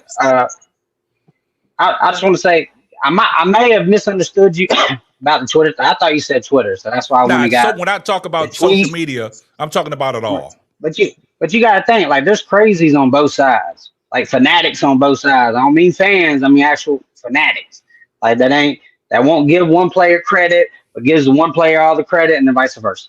So I'm not talking about any of them. Anytime it goes to them, I don't even count them. And then I know what you're talking about with the YouTube thing. I don't even click on them videos no more because I ain't gonna learn anything. Yeah, you fair productive. Though. You know what I'm saying? Yeah, you're fair. Yeah, I respect so I ain't gonna learn anything productive. My problem when it comes to sides is like she's been in basketball for a while, right? You got the Lynx coming off a back-to-back, right? They played 3 games in 4 nights. And what's the Fever known for since they came from the break? KSAP, you've been on lives talking about it. They look good, right? Yeah. Running fast tempo offense. Tempo, controlling the pace. So last night they come right out and play half court, damn near all game. Now I credit some of that to the Lynx defense. But you could just see there wasn't no energy. They were slow. Now I credit that to the coach. Now they coming off a back-to-back. You at least supposed to try to run. You can't credit that to the coach. But I'm saying it's all right to critique the coach you in got to that get them situation. No, you can't. I'm gonna tell you why you can't credit that to the coach, bro. Everybody, if you know basketball, everybody know this. The coach can't coach energy and effort, bro. So if you that's not what I'm saying. That's not what I'm saying. Okay, what I'm saying. That's what you said. So I'm listening. Okay, No. If you listen to Clark, her post-game interview, she says one of the keys to the game was playing in and out. So their game plan was to go to the paint, playing in and out.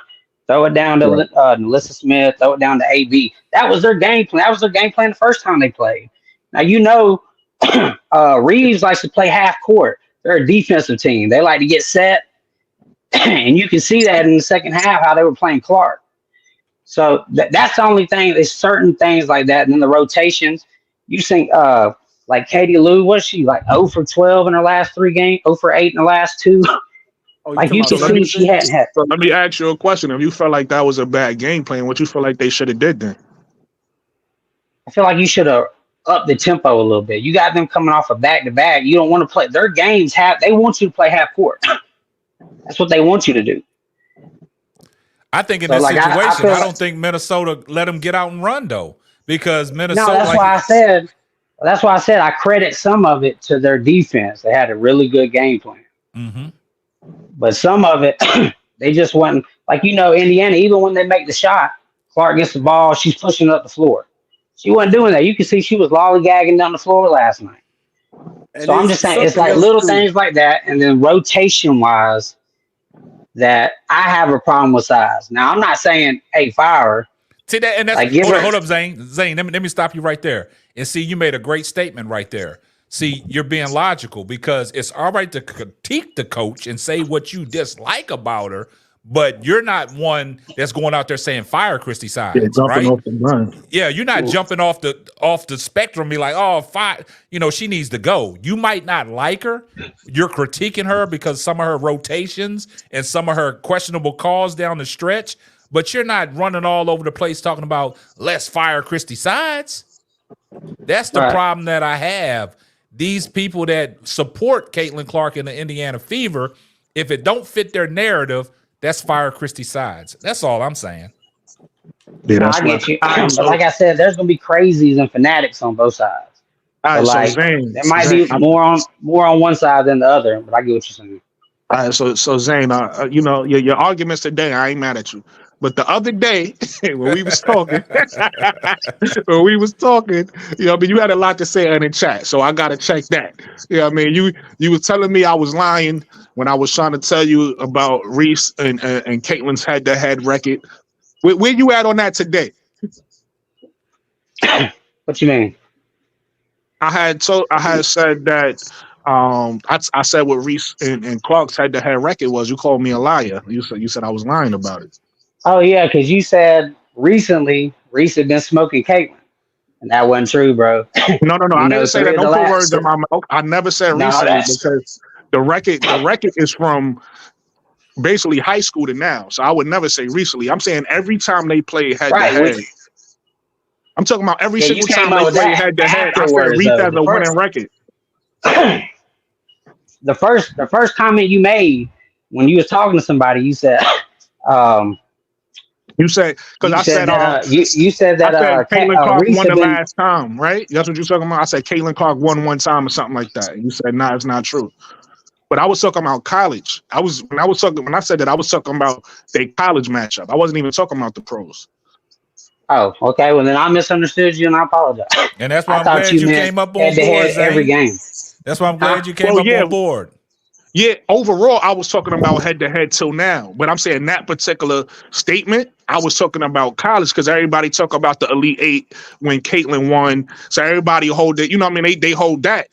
It's like Caitlin won. I was like, yeah, Caitlin won the last one. I was talking about in college. But from even the two, they played two times, right? Or 3 times. Or they played 3. Yeah. They played 3 times. Caitlin Clark beat her twice. Angel won once, right? In the pros.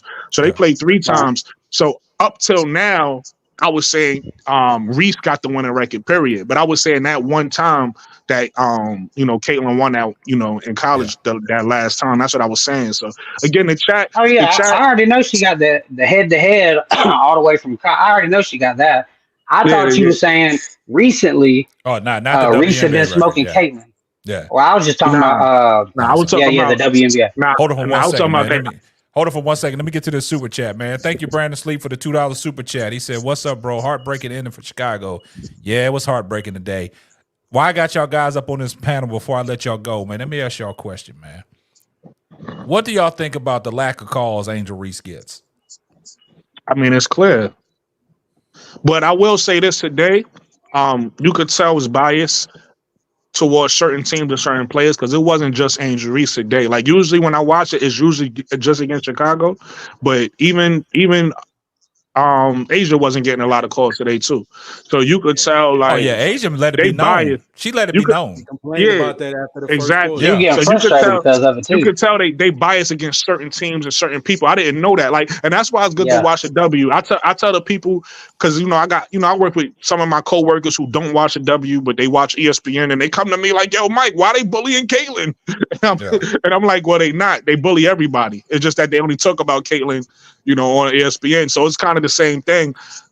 A lot of certain teams, depending on who you are, because I watch certain teams get calls more than Yeah. others, and certain teams just Yeah. don't get the calls. And I'm glad you I don't said really, that, Brooklyn. And the thing about what Angel does, and what I like about what Angel does, she don't complain to the refs. right. She just get back on court, right? She just gets back down court. But I think with Angel, with like you can say what you want to say about some of her missed layups around the rim and stuff like that. But a lot of, if you look at it today, some of her missed shots, she was getting butchered, man. She was getting butchered That's today. every day though. That's Yeah, every. I That's mean, every it's time. every she plays. time, but today it was glaring, right? Yeah. If you go back and look at that possession where she had 4 offensive rebounds, on that first rebound when she went up, when she got the ball, she sidestepped through Asia and went up and missed the shot. When she got the rebound, went back up, that's when she got fouled. But the refs let the play continue, and then she got 2 more offensive rebounds, and they called it on the fourth one. That's when she went to the line. But she got fouled on the second one. Yeah, they do that a lot. I seen one play earlier this season where same kind of scenario. Angel went up with a layup. She got fouled. The ref dead. The ref staring at her, bro. The ref is staring at her while she got fouled. She got the offensive ball, went up again and got fouled again. Then she called it. Yeah. Like this should be weird. Like I don't understand. Yo, the refs of the WNBA is crazy. I got a few things I want to say about the refs. All right, go ahead. I've noticed that the things that they should call, like egregious things, they don't call at all. But then when they do blow the whistle, it'll be on some ticky tack crap, like soft foul. All right, I'm glad you said that, Zane. I didn't mean to cut you off, but I'm glad you said that. Did you watch the Connecticut Suns game against what was the team that they just played? When old girl, they were playing the Liberty. Yeah, Dejion Carter ran old girl over, right? Now, what do y'all think about that? Was that egregious? You mean Dejanay Carrington? Yeah, when she ran old girl and then stepped over and looked at her. But there was no technical fouls. There was nothing. It was a play on. Get your butt up, and that's continue to play. What y'all think about that? This is showing because now that there's a front and center stage on the dub, especially this year for people outside, that the refs is terrible. That's what I'm seeing in the chat saying that. Okay, the refs are terrible. But my point, Hootie Mac, is that's don't move the goalpost. It's physical out there, right?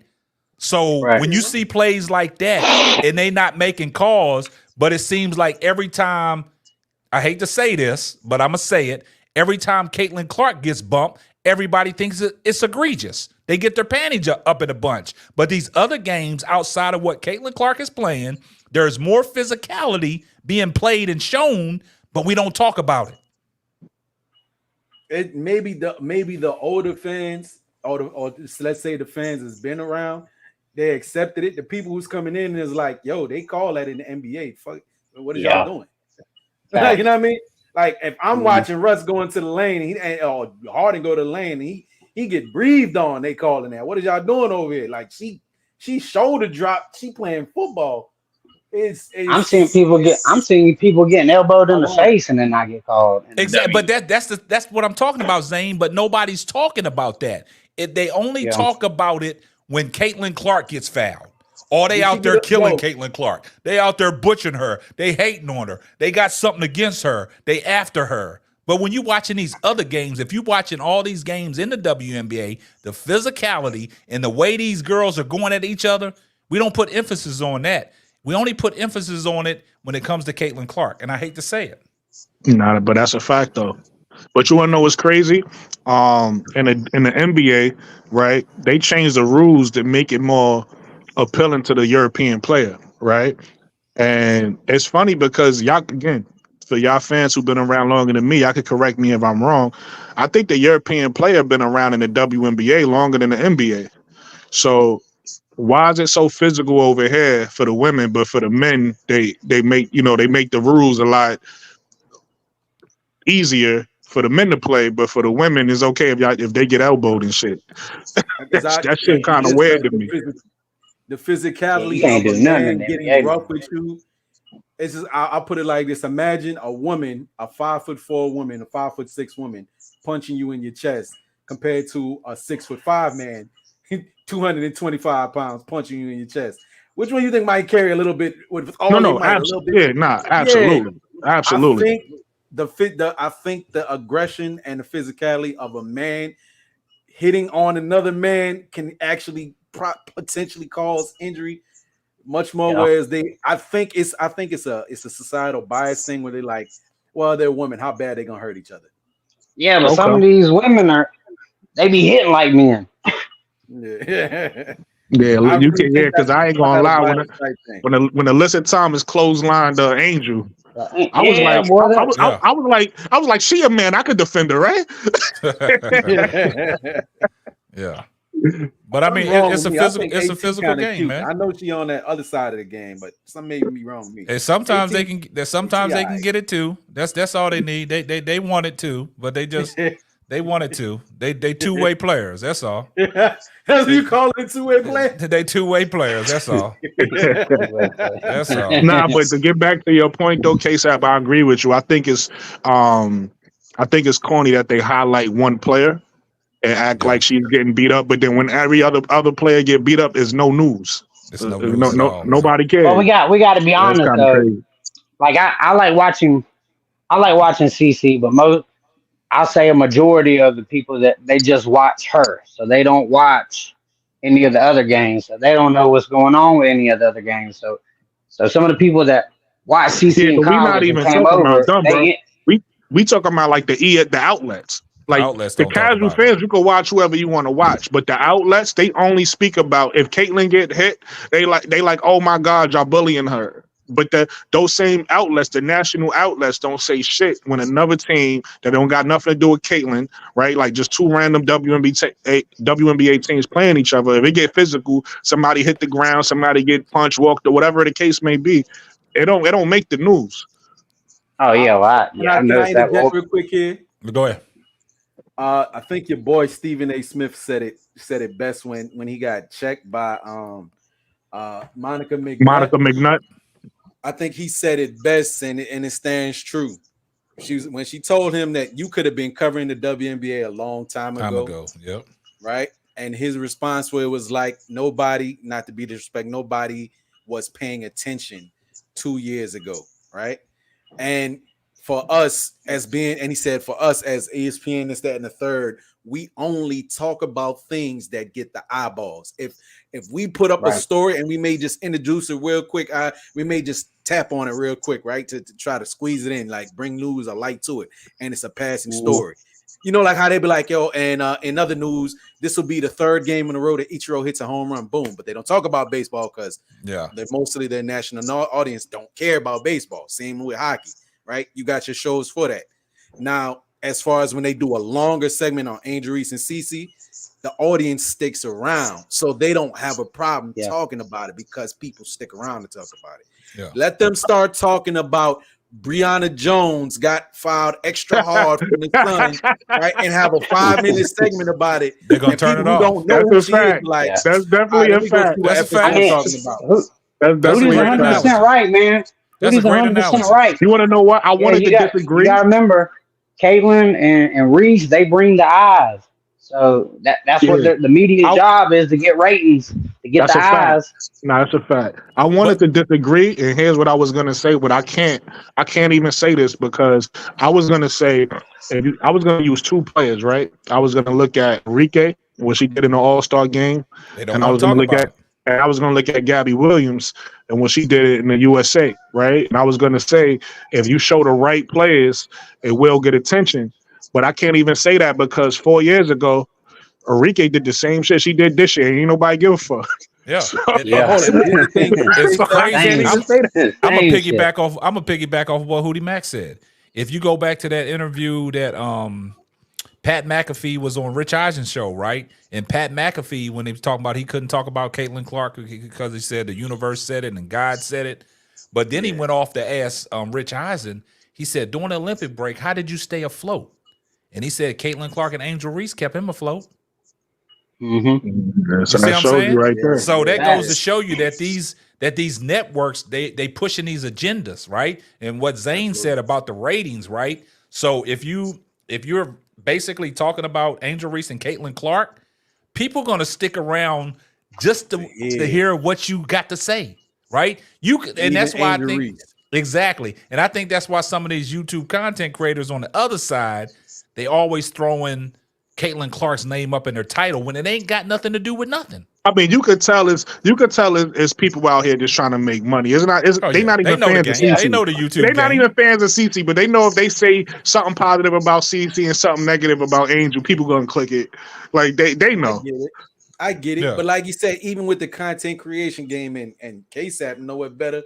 Yeah. I ain't gonna sit there and put Yeah. KSAP know what football team he gonna talk about and what Exactly. Is you about to go talk about the Dallas Indianapolis Cowboys? Colts anytime this Nah, season, I'm gonna talk about Colorado. Is you gonna talk about Tarleton, Texas, who was ranked 21 coming in this season? You go back on my channel when I talked about football last year, when I was talking about Dion and the Colorado Buffaloes, man, I was getting 150,000 views. The views was there. You know what I'm saying? I mean, like I tell people, don't get it misconstrued, man. I mean, since football season has stopped, I talk about basketball and stuff like that. And YouTube, man, you just got to know the game. You got to know the algorithm, right? You got to know what sells, right? But my thing is, people will make these titles and don't even talk about nothing that the title says. Oh yeah, that clickbait shit. Yeah, you know what I'm saying? Yeah. I ain't I mad know the at game. it, but sometimes I really be looking for sporting news from a independent opinion place. Exactly. Right? And like I'll put it like this, right? Because I just was looking. I watched the Aces and Sky. Oh, we game. got somebody who want to argue, KSAP. Who's that? I don't know. I just looked at the chat. It said the brother dropped off by accident. Yeah. But just to like I said, today I watched the Aces and the Sky game, right? I didn't tune into even though I do like watching the Riga, but they were playing the Sparks, so it's like I don't want to watch the Sparks, right? But anyway, Enrique, from when I went on, I just clicked on my ESPN, right? You say that they was losing the game. I remember they was losing. Enrique came back. They came back and won. Came back and won. 10 for 21. Yeah. She had 7 assists. Only 1 turnover and 33 points. That's an amazing. She had 33 game, points. dog. They the two bottom feeders, 6 wins apiece. They the two bottom feeders, and they showed out. So here's my thing, right? Tomorrow, Monday, they first day back. They're gonna be talking about what they want to talk about. I'm pretty sure there's gonna be some type of CC topic on ESPN or FS1, without a doubt. I'm sure there's gonna be a nod to Angel Reese. I can tell you what the topic's gonna be, bro. It's gonna be Rookie of the Year talk. Yeah, it's gonna come back. It might not even be. They might literally talk about the game tomorrow. They might even mention MVP type shit, right? Just they're gonna say she broke a record. But this is what I'm saying. Listen, y'all, and keep this in the back of y'all mind, everybody. See if they mention Enrique tomorrow, and even like in the passing segment, because that right there is what she did and the comeback win. That's amazing. They're not gonna say it against a bottom feeder team, though. They're not gonna say it. They're not gonna talk about Enrique because didn't nobody the game, and that's the problem with a lot of WNBA. If it's not a Caitlin Clark game and it's not an Angel Reese game, they're not watching it. Don't nobody care if it ain't Caitlin Clark or Angel Reese. Don't nobody give a shit. And that's the main issue that the WNBA has right now is that. And that's what DJI and Carrington was saying. It's hard. WNBA also don't know how to promote the players. Teams, though, my G.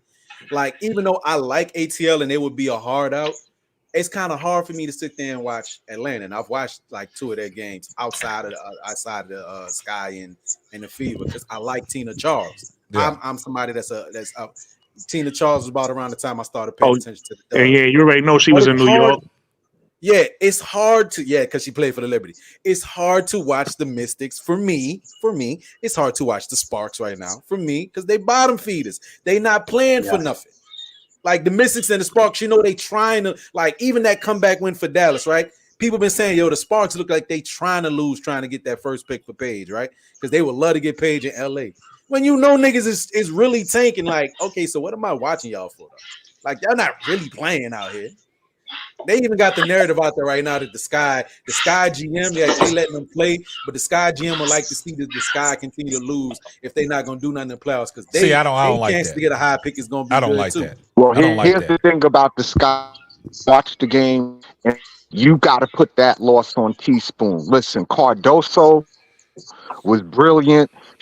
Wilson crying out there and everything. This girl is 6'7". Give her the damn ball. If you're gonna give somebody 16 shots, give Cardoso those 16 shots.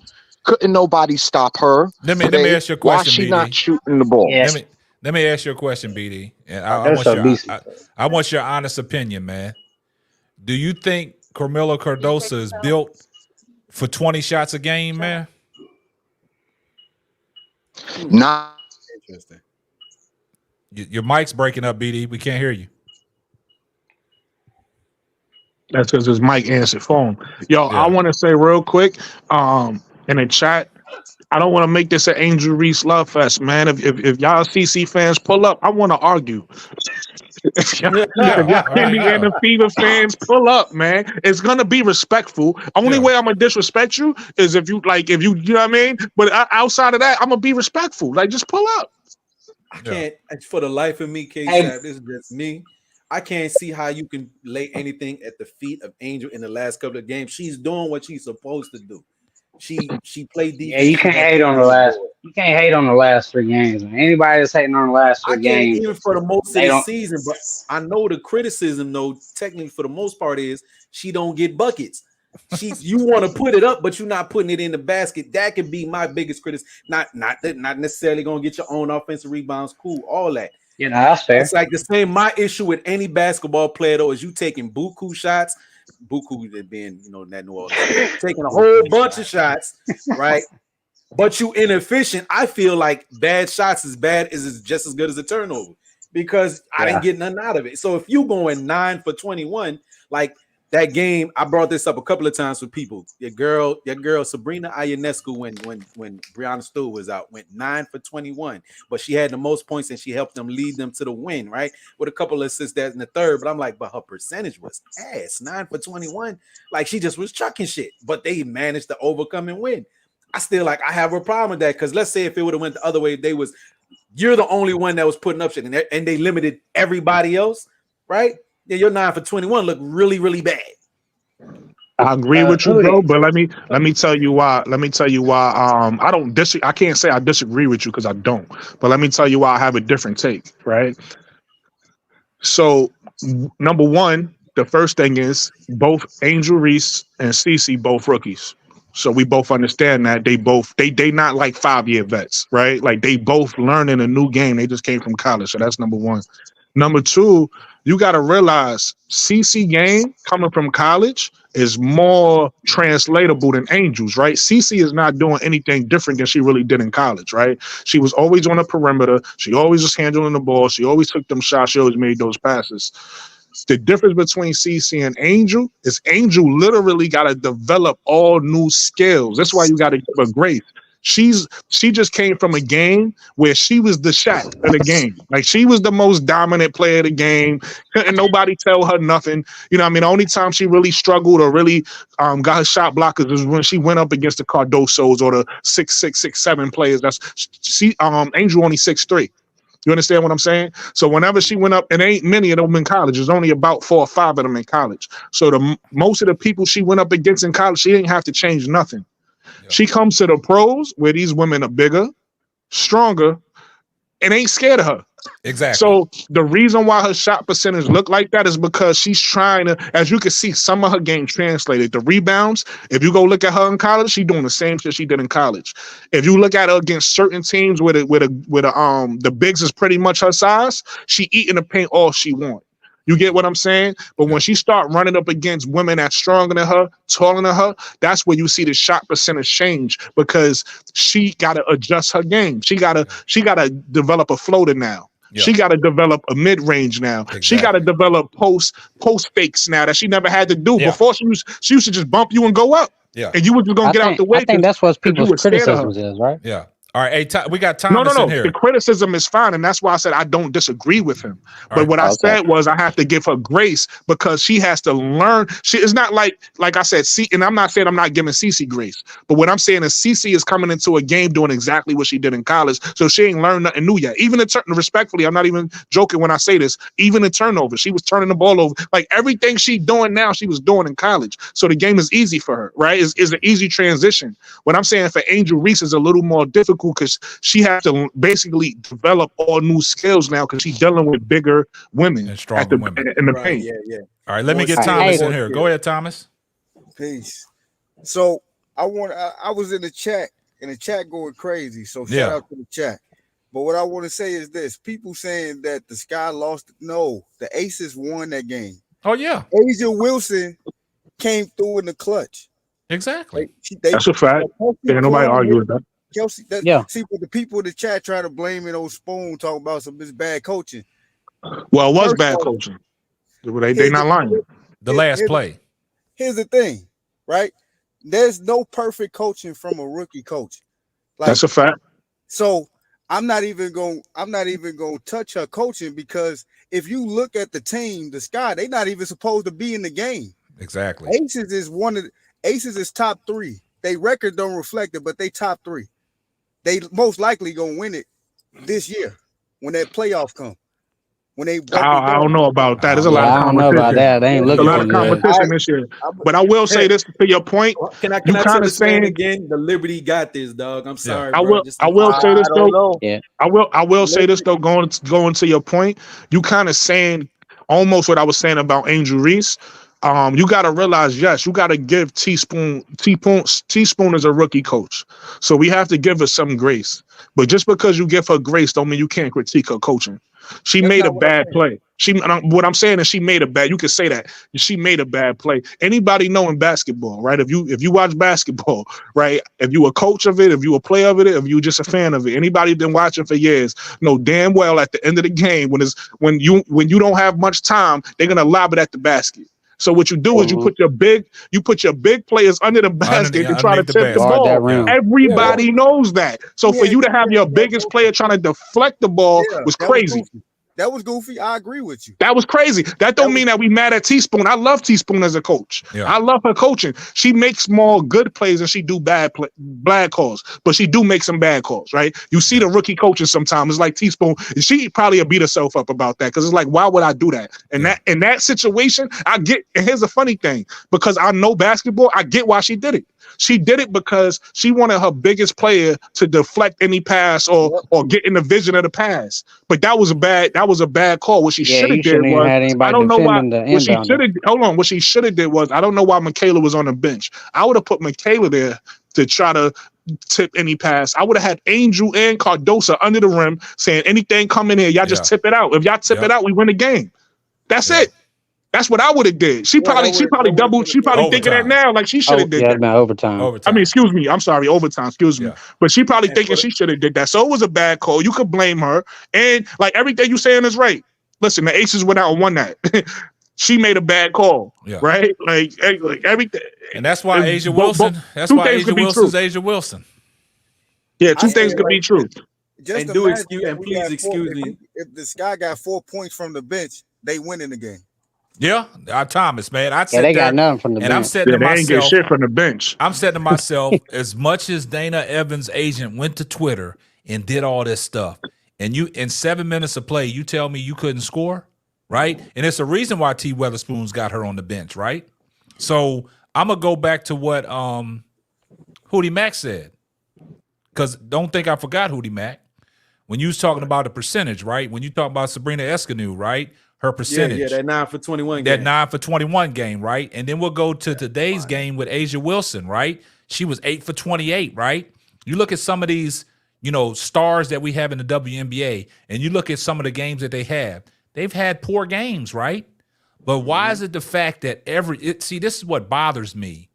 Angel Reese can go 4 of 11, 4 of 12, 3 of 10, and get criticized or her shooting percentage, but we don't do as a rookie, and we don't. And just like Brooklyn said, like, she's adjusting her game for the physicality, for the offensive skill set, right? And she shoots horrible. Everybody's criticizing her. But the one game that she goes 8 for 16, 50%, she still gets dog walked by somebody that was in our chat, said she was the reason she lost the game because she was 8 of 16. But I when gave you her got credit these, on that game, 8 for 16, 50%. but when you get these mega stars that, you know, shoot bad field goal, it's okay. It's okay. But it's see, that's what bothers me. When it comes to Angel Reese, man, so much goalposts be getting moved around, and it irks me, man. They don't Hey, Sal, look. That's Hey, like Sal, why I hey, say that shit is hey, goofy. That's the end It's of it. goofy. hey, Sal, to let me say something. All right, go ahead, You Zane. even say that. Look, man, everybody got to. People forget that these two players are still rookies. Yeah. You know what I'm saying? Like they was just playing college a few months ago. Yep. So people acting like these are like 5-year veterans. Like both of these players, actually, the whole rookie class got a whole bunch of flaws in their game. Yo, Yeah. So people need to quit acting like these players are perfect. There ain't no player in the WNBA perfect. with But that, you know, these are rookies. They still learning stuff. They was playing college 4 months ago. Like look with at that, Elise. with that said, Look at with that, Elisa in Minnesota. She not even playing. with that said, though, I Yeah. want to give Rakia Jackson some props. She don't get talked about enough. Facts. Yeah. Out there in LA, she's That's another thing. Her coach, she's the man, mainstay. don't give her minutes. After Rakia Cameron Jackson Brink is a went down, beast. Rakia Jackson picked up her game, man. You know what I'm saying? And she's relentless. But And I wish her coach would give her more minutes. Yo, that's a fact. I ain't want to say that, but her I don't like her. It's weird because every once in a while, coach do something. I'm like, I like that guy, but the way he did her this year, like not really playing her, like because I feel like she should be in the rookie of the year talk, but she didn't get the minutes. She was coming off the bench, like so she ain't really get the minutes. So I feel like he kind of shitted on her for real. Yeah, she'll be out there cooking, and he'll take her out, and then put her back in 10 minutes later, and then she got to heat up again. But and the crazy thing about it is, like Thomas said, I've seen Thomas cooking on a lot of these channels, man, and you know, great insights, just like Brooklyn, great insights, man. And I'm glad that Zane finally, you know, didn't throw the rock and hide his hand, and he came up on the panel, man. Come on. So now we got a better perspective of where you coming from. And see, that's what I tell people. See, you can look at the chat, and you can look at the words, and you can look at the comments, and you be like, these some goofies, right? But then you give them a chance to talk, then okay, now we know where you're coming from. You know what I'm saying? So now, you know, I guess the people in the chat are back off from you, Zane, because I mean, you're talking ball now. Yeah, and I'm gonna take some credit for that because I think I made King Sat pull his pants up. I mean? I think I made him. Yeah. It puts a light of fire under their ass real quick, right? Yeah, you said something about cooking me, so I got to get on here now. He came on up there, and as soon as he saw that, Brooklyn's like, man, drop me the link. Big Bag Zane's up there. So like, and I respect it though, and that's all I say for the people in the chat that have their, you know, their opinions and stuff. But when y'all give off delusional and goofy and casual takes, I want to hear where you're coming from, man. Pull up. Yeah, that's a fact, man. I want to say that thing with me in Brooklyn. I think I came in and seen a different. I think I came in the middle of the conversation, so I might have misunderstood him about the whole Reese head-to-head thing. So that's where it started from. But one thing I do respect about Zane is he keep the same energy because in the chat, and it's better when you can't. Zane's always here. No, but look, it's better when you keep the same. It's better when you cam up because now I kind of understand where he's coming from because I thought he was a crazy fanatic, right? Yeah. Because the way he came off was prove it, you're lying, and I'm like, yo, bro, I could back up anything I'm saying, but it was like he wasn't trying to hear that. But like now that he cammed up and because he did the same thing today with you, like he wanted the proof. So I was like, okay, I get it. That's just where he come from. He likes proof. He like I get it. He likes proof. Yeah. I got two things, and I'll go back to where my point of reference on this is coming from. This is sidebar to that because the brother came up saying that the Aces still gonna be the top dog at the end of the year, and I took that personally, like Michael Jordan. I just want this little bit of piece of information to be out there. I know everybody don't necessarily care about stats and about the point differentials and all that, but when we say like, all right, who's the number one offense, who's the number one defense in the league, right? That goes for football, all sports. Okay. I just want to be known, the number one offense in the league, yes, is the Aces, right behind them by 1 point. The Aces are number one with 86 points per game. Liberty are number two at 85.5, right? But the Liberty are also tops of the league with their defense, right? They're number three. Man, in the league take in that defense. New York Liberty stuff somewhere else, man. And I just want to say that, you know, Oh, the man. point differential, I'm just messing with the you. point differential, right? Yeah. They're number one in the league, and what the point differential means that basically they beat teams. They on average beat teams by 9 points or better. That's tops in the league. All right. The Aces fall in at Hey, about 4 points. Hey, Hootie, 4 points. I want to ask you a question. Yeah. Who would you rather take that shot? You got Stewart out. Who would you rather be taking them shots than Sabrina? Besides Sabrina, you said? And he said Yeah, Stewart's yeah. out. You Yeah, can't Stewart's throw out. Stewart in there. Sabrina can't take the shot? Yeah. Nah, Okay. yeah. Who would you rather have taking Jacquel? them shots? She went 9 for 21. Who would you rather Jacquel? taking them shots? JJ? No, I'd let Sabli or Dokic take the shot because they shoot a good percentage. Okay. So you going with So the what- percentages? Yeah, I'm So- gonna go with like a fit. Now, if you ask me with a hand in their face, defense on them, type. Wait, Yeah, I think you he said that- asking- you said hold on, that hold on, 9 for Zane. I think what Zane is asking you is he saying that if you criticizing Sabrina for the 9 or whatever she went, he's saying who else would you rather take them shots on the Liberty? Is that what you're saying? Yeah. Oh, and that no, it's you had to lean on Sabrina. You basically got to lean on Sabrina when Stewie's not there. John Quayle, you don't know what you're gonna get from her. You still gonna get decent defense and playmaking. And I just happen to also have that pulled up too. That game that I was talking about where Sabrina went 9 for 21. I forgot that was actually against the Sky. That was the game that they had put Angel Reese on Sabrina. So that might have affected Sabrina a lot because I do actually recall that game.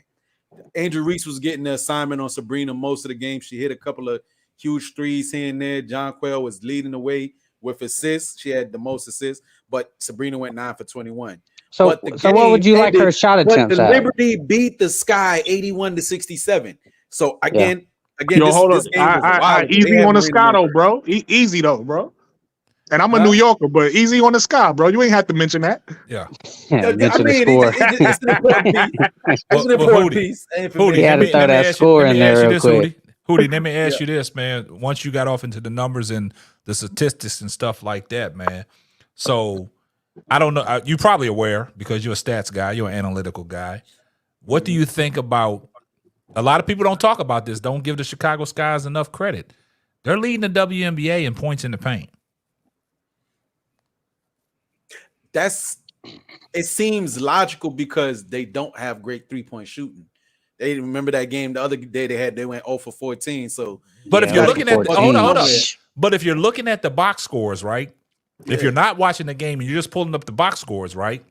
Yeah, Where are they getting all these inside points from? I mean, I would think Carter get a good bit of them, right? She drives the lanes a lot. You said in the paint or just inside the arc? Inside the paint. Oh, okay, inside the paint. Yeah, I'm gonna have to say, yeah, that's all Kennedy, Angel, and Camilla. And see, that should kill and that. some Isabel Harrison too, because she operate down there too. And that should kill that narrative. I know everybody don't like Angel Reese's game, right? But she can score. I saw a video too today actually where it was one of those. It was one of the, I don't know if y'all watch. I don't know if y'all ever seen like the it's called Women's Hoops class. Well, anyway, it's a very popular YouTube thing about college or whatever, and they show a lot of the highlights or whatever. Anyway, they was showing Angel Reese, right, and it was against the Lynx actually, and it was like 4 Lynx players against just Angel Reese in the paint. Angel Reese had jumped up and missed a shot and got like 2 or 3 offensive rebounds or something like that with 4 players around her, right? And they was like, yo, miss me with the Angel Reese missing shots because look at all these players around her and she's getting fouled and she's still getting the rebound. Kevin Garnett said it best, man. Kevin Garnett said it best. But think about that. You got 4 players fouling you. You That's what I'm still jumping saying. over all of them, and you still scoring. No, okay. I want you. Hey, just They just double team hey, her and triple team her every time she get the yeah. ball. Now look, Thomas. I want y'all to go back to today's game. That one segment where that was a great move that she put on Asia Wilson. Yeah, she did an up and under. Sidestep up and under. Yeah, that was beautiful. And fell short. My point was, do you see how many Las Vegas Aces was there and she was getting her rebound? But she got fouled on the second attempt. But they let her get 2 more extra offensive rebounds until they called the foul. But there was 4 Las Vegas Aces around 1 Chicago Sky player, and she out-hustled all of them. So this notion of her stat pattern and these teams are letting her get, she just getting it from the mud. You never want to use a stat pattern argue with me, because if you're gonna say Angel Reese a stat pattern, I'm gonna ask you 2 questions. Right. Number one, I'm gonna say, why is Caitlin Clark leading all rookies in minutes? There's a reason for that. Right. If you out there more than anybody else, guess what you can do? Stat pad. Secondly, I'm gonna ask you, why, everybody want to talk about how much rebounds she got. Oh, she got this many rebounds, she a guard. Well, guess what? Guess who's not getting those rebounds? Her power forward, who she's taking the rebounds from.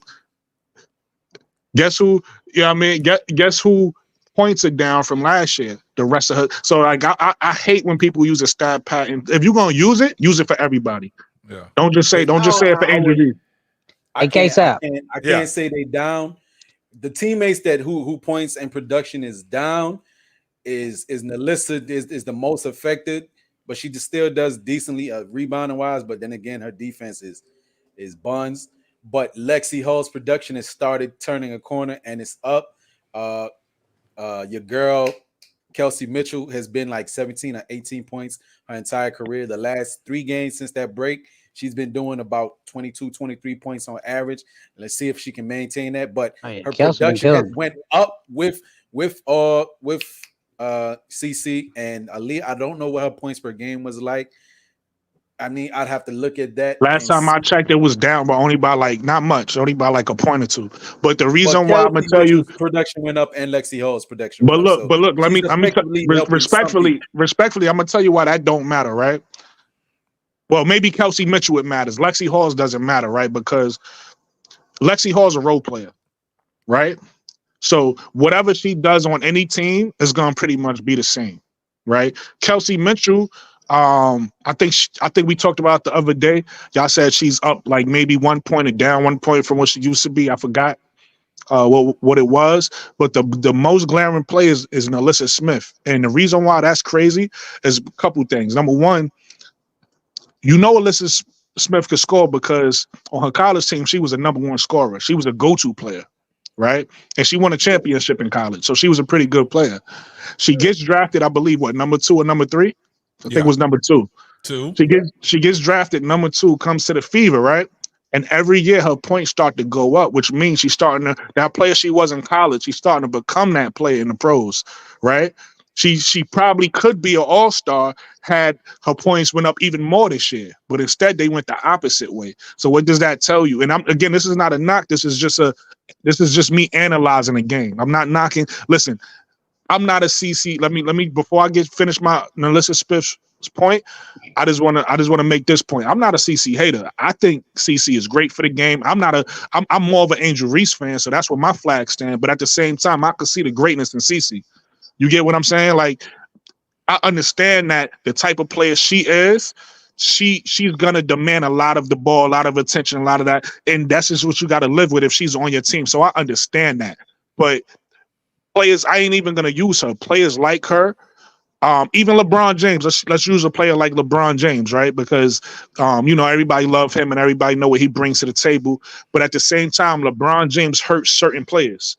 If you're gonna play with LeBron James and you used to be a star, you're probably not gonna be a star no more. I don't know if y'all know who Kevin Love before he came to the Cavaliers and who he was after, but it was 2 different players. Yeah. You get what I'm saying? So a player like Caitlin Clark can't play with other stars like that because she's gonna take away from your shine. You get what I'm saying? You have certain players, like let's take the Boston Celtics in a men's game, right? They had a big 3. which means Ray Allen, Paul Pierce, and KG was all able to play together and all able to be great together, right? Not just use a player like LeBron, who probably couldn't play with that same big three, because even if you take a look at the Heat, they called that the big three, right? But LeBron and Dwayne got off, Chris Bosh's game diminished. You get what I'm saying? So certain players can't play with other stars. Certain players can. Certain players can't play with other stars because they're going to diminish your light. And that's kind of what happened with Alyssa Smith, because to be honest with you, on the right team, Alyssa Smith is an all-star. I don't care what nobody say. That girl could ball. You get what I'm saying? But she doesn't fit well with a Caitlin Clark's game. But let me say a few things about Alyssa Smith. Like when she was in college, she was pretty good. The thing I've noticed about her is she really ain't progressed any moves down in the post. Yes. Like she's used to bullying people. Like she does that bully ball thing. About Angel. Yeah, but she's not good as Angel at bully ball. And she'll get blocked a lot. She's more athletic in some ways than Angel. But yeah. She got a lot of talent. To be honest with you, she got more skill than Angel down there. Yeah, she does, but she don't have the motor. She ain't got the effort like Angel. She don't got the motor. Right, and it's like if you watch her play, she gives up on a lot of plays, especially defensively. Like, Collier was cooking her last. But I will say, it's crazy. It ain't crazy when you see somebody who's just like hella athletic, but they not a good defender. But like even today, what Kennedy Carter did on defense, like that, just off a straight effort and was blocking shots. I'm like, damn. She using that athleticism to its full potential. Yeah, she's got active hands too. That's why I said earlier, you can't coach effort. Like that got to be in you. That was crazy. But then Alyssa Smith, 6'4", got the amazing frame for her position. Got great athleticism and pretty good footwork. She just seems like she got that one, right hand jump hook. Don't go to that one move. But she's so springy. She's so springy, she jumping over people anyway, so it getting it off anyway. And got a little bit of shiftiness getting towards the basket. Ken done changed his tune. Not to cut you off. On defense. Disinterested on defense. Not to cut you off earlier, Ken came in talking about he was hating on Caitlin. I guess he changed his tune a little bit. Yeah. That's what happens, man. The thing about, what happens in the chat, a lot of people say what they want to say. Hey, shout out to the chat because y'all going crazy, man. I see y'all in the chat, man. # salute. But when you got guys up on the panel and we talking basketball and y'all get a better understanding and the logic of where we coming from, you notice the chat, their opinions change. Y'all see that, right? I can't. What's funny? Y'all might have to teach me what to do, but every time I came up, I can't see the chat. The only thing I can see is they're telling me you in the show. But I don't know what they talking about in the chat. You gotta hit that chat. You gotta hit that. You on your phone, right? That part that says chat. Yeah. But when I hit that, it shows me a private chat. It don't show me that. Yeah, that's all it shows me. Right next to it say comments. Yeah, you got to go in the comments. You got to slide it over. Oh, got you. Okay, thank you. Because I'll be wanting to see what the chat is saying. So thank you. Yeah. Oh, the chat be jumping. Yeah, the chat jump. And what you say, Thomas, and the crazy thing about it is, man, sometimes when you look in the chat, a lot of people are talking, and I tell people, I would love to get to everybody's comments, but the comments be going crazy. I'll miss comments. I can't see. And Zane, I've know sometimes in the past that you've been in the chat, like I'm overlooking your comments. I'm not overlooking your comments, man. Things be moving so fast. Yeah, no, you gotta know where I'm coming from. I'm trying to write it twice, so maybe you'll see it. So I'll keep trying to write it. Like, hey, man, maybe he missed it this time. That's what I'm saying. So a lot of people, I tell people, man, if you support the channel, send a super chat. Them super chats go straight to the top. I can get to all them, right? So like when the comment section is going crazy the way y'all going tonight, I'm missing a lot. I don't see some of the comments that be good comments when I go back and look at the replay, because my wife will always tell me, baby, you have some nice comments. And I say, I can't see them all, though. I can't get to all of them. I can't see them until I see the replay. Somebody speaking of the Liberty winning the championship, I want to say this. I don't think the Liberty can beat the Storm. Oh, my goodness. I'm gonna keep it a buck. Stop your foolishness. See you going off stats. See, playoff is about matchups. It's about ain't no matchup I see. Ain't no matchup I see that. Liberty is a hard matchup. You're gonna tell me the Feast of Kyle, you're about to come out and about to turn into prime Michael hold on. Jordan and Hold Killer on, no. Lee. I don't Hold see on, Hootie nothing that Mac. boosts him. Hold on. If we know basketball, we know one thing. When you get in a 7-game series with a team that's familiar with each other, you got to throw all the stats out. So I don't care. Of course, right now we got to give the edge to the Liberty. That's a fact. But I don't care what seed the Aces is. If they get in a series, the stats ain't gonna determine that series. It's who won it more. It looks like it can be a rematch. It's a potential rematch, right? Because I can't count out the Aces. They got too much. But no, but what I'm saying is they know each other. You know what I see a deficiency at? Kelsey Plum is Chelsea Gray. I don't not Chelsea Gray, but I'll get into that too. But Kelsey Plum, right? No, Kelsey Plum is a liability. Kelsey Plum is doing her thing here and there. I like how she's playing. She's getting aggressive going to that rack. Cool, but she's a liability on defense. Becky wants her to rein it in, and focus more on Asia. And Asia's doing her thing too. Cool, but when you don't have Kelsey Plum getting active and Asia Wilson getting active, what you expect to get out of Chelsea Gray? What you expect to get out of Kia got? I don't think Chelsea Gray is fully healthy. Clark, yeah. What you expect to get out of Clark? I mean, it's like okay. Jackie Young. You hope you get a dynamic trio in Jackie Young, Kelsey Plum, and Asia Wilson. But what Jackie Young did today did absolutely what? 2 points or she ain't had nothing. She didn't give him nothing. But see, I gotta give my girl some credit because she don't do much on the offensive ends sometimes for us, but she's good defender. Michaela on your way to lock that girl up. I can't even say her name. How you pronounce that girl name, man? Michaela on your way. And they inserted her in the starting lineup, and she paid big dividends today. Like I said, she had 15 points. But like I said, you know what pissed me off? Like the inconsistency of the whole Chicago's team outside of Angel Reese, man. And I keep honing in on that. But what pissed me off today, the first quarter, it seemed like the Chicago Sky should have been up at least 12 to 14 points, man. They come out, they actually was hitting their 3-ball. Like, what's her name? Michaela Onyewaye. She started off with the 3-ball. Michaela, I got you, bro. Michaela. The first name is easy, Michaela. Even though it's spelled Michael A, but it's Michaela. Yeah, Michaela. I'm just gonna say the Michaela. last name is Onyenwere. Nah, Onyenwere. I'm just gonna say Michaela. There you go. Onyenwere. There you go. She was 3 of 5 from 3-point range, right? But this is what pisses me off when I tell people about what I see in the Chicago Sky.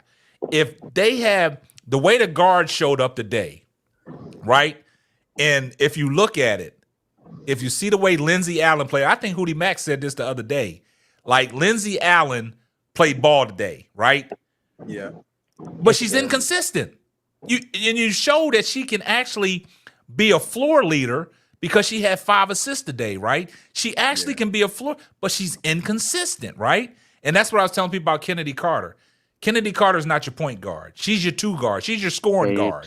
She's the one that's going to get a bucket. I told people, me personally, I think she got the best pull-up game in the WNBA because she can the stop fastest first step. Exactly, she can stop on a dime and pull up. That's just like when she hit that 3. She got to the side step and she pulled up. But the thing about it is, when you go to the bench, and like I said I don't care what y'all talking about Raquel Banham. She is too inconsistent. This is 2 games. How many minutes she get today? Yeah, she had 13 minutes. Her name is Rachel. Now Raquel, you got to do better. Rachel. Yeah, Rachel. Listen, and look, and that goes to show that she's inconsistent because I'm saying her name inconsistently. You know what I'm saying? So the thing about it is, 2 games outside of the break, she has 0 points, man. You tell me you played 13 minutes and you couldn't scratch? Yeah. And she don't scare me on defense. Exactly. Didn't she do pretty good last game against the Suns? Yeah, she did. She did. No, she had 0 points against the Suns. She had a good game. She had 0 against the Suns. She had against the Sparks. She the one. No, she was No, I'm trying. Go look at it, bro. I'm trying to tell you. I think she hit her 3s against the Suns. No, she hit 3 threes. That was against the Sparks. She had the. She might have did it against the Sparks too, but she played good against the Suns. She did. One of them games against the Suns, she had 0 points. Nah, she scored, bro. She was the only. The Mercury. She, Yeah, I mean the Mercury. Yeah, I got that. That was Yeah, I the got that Mercury. misconstrued. That was the Yeah, Mercury. Yeah. against the against she had 0, right? yeah, Mercury. Yeah, That's what I'm saying. 2 games outside of the Olympic break, she's gave yeah. you 0 That's a fact. in 2 games. That's a Right? fact. Hold on, so she didn't give you They put it nothing for all the 2 on her. games None of against them. Phoenix, They ain't and then ever did said pretty that. good against the Suns, and then Diamond nothing DeShields, today. she just Against lost. the Sparks, she gave a good game, and then today she had 0 points. And my thing is, they might as well just release Mariah Jefferson. Yeah, they ain't even playing her. Or the Shields. The Shields, what she lost. What she been? Oh, she got to go. Yeah, Man. I think So the I think thing her about injuries derailed her. I don't think she'll get back to where she's so going to the, be so the in thing kind of impact.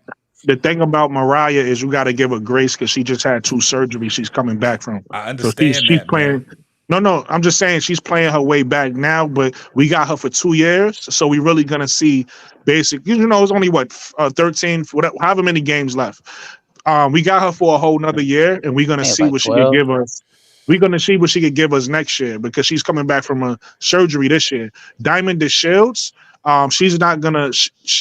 Her contract is up this year, so Yes, we're not gonna have. Hey, I hope they not dumb enough to re-sign her. We and shouldn't have her next year. Hootie Mack, Harrison. Yes, I sir. like Harrison, but she was another one off the bench today. 0, man.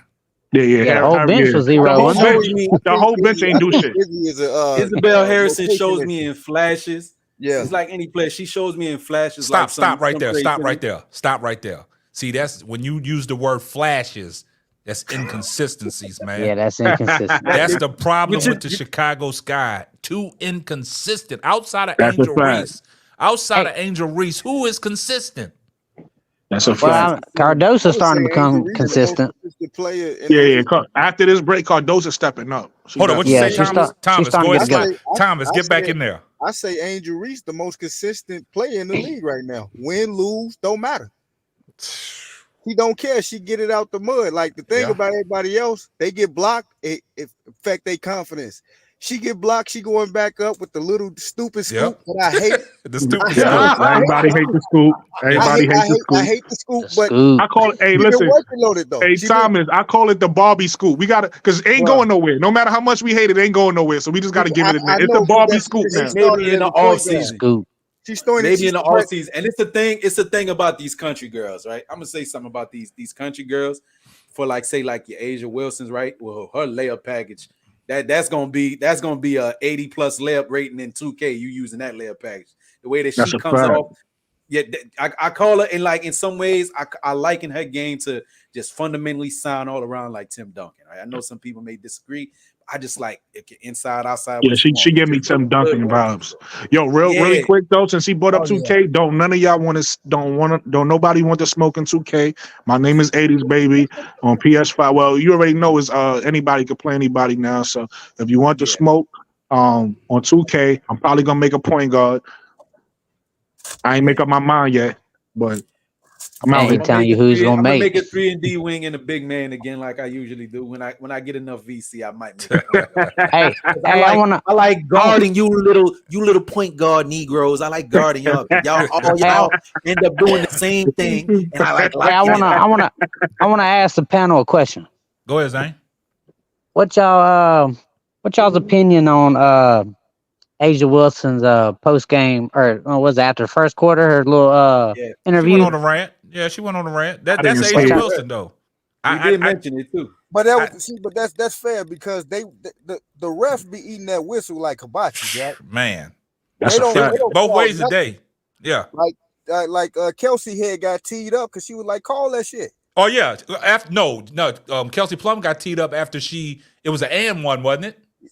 No, they didn't call it. They didn't call it. Yeah, she scored, but she thought she got fouled. She And was see, like, the "Call refs that." right now are so sensitive, thinking that you showed her up. And I'll even go to Caitlin Clark's defense the other day when she got that tech when she hit the basketball thing. Yeah. She got mad because she said it that her 3-pointer wasn't going down the way she thought it was supposed to go down, and she was frustrated. And the ref, gave her a T. So I'll come to her defense on that. But today, Kelsey Plum did get fouled And she was just letting the ref know, and one. You know, in the NBA, you can get away with that. Draymond does it all the time, and one, but never gets the technical foul called. So I think, refs, I just think these WNBA refs, just like, I'm going to ask y'all a question.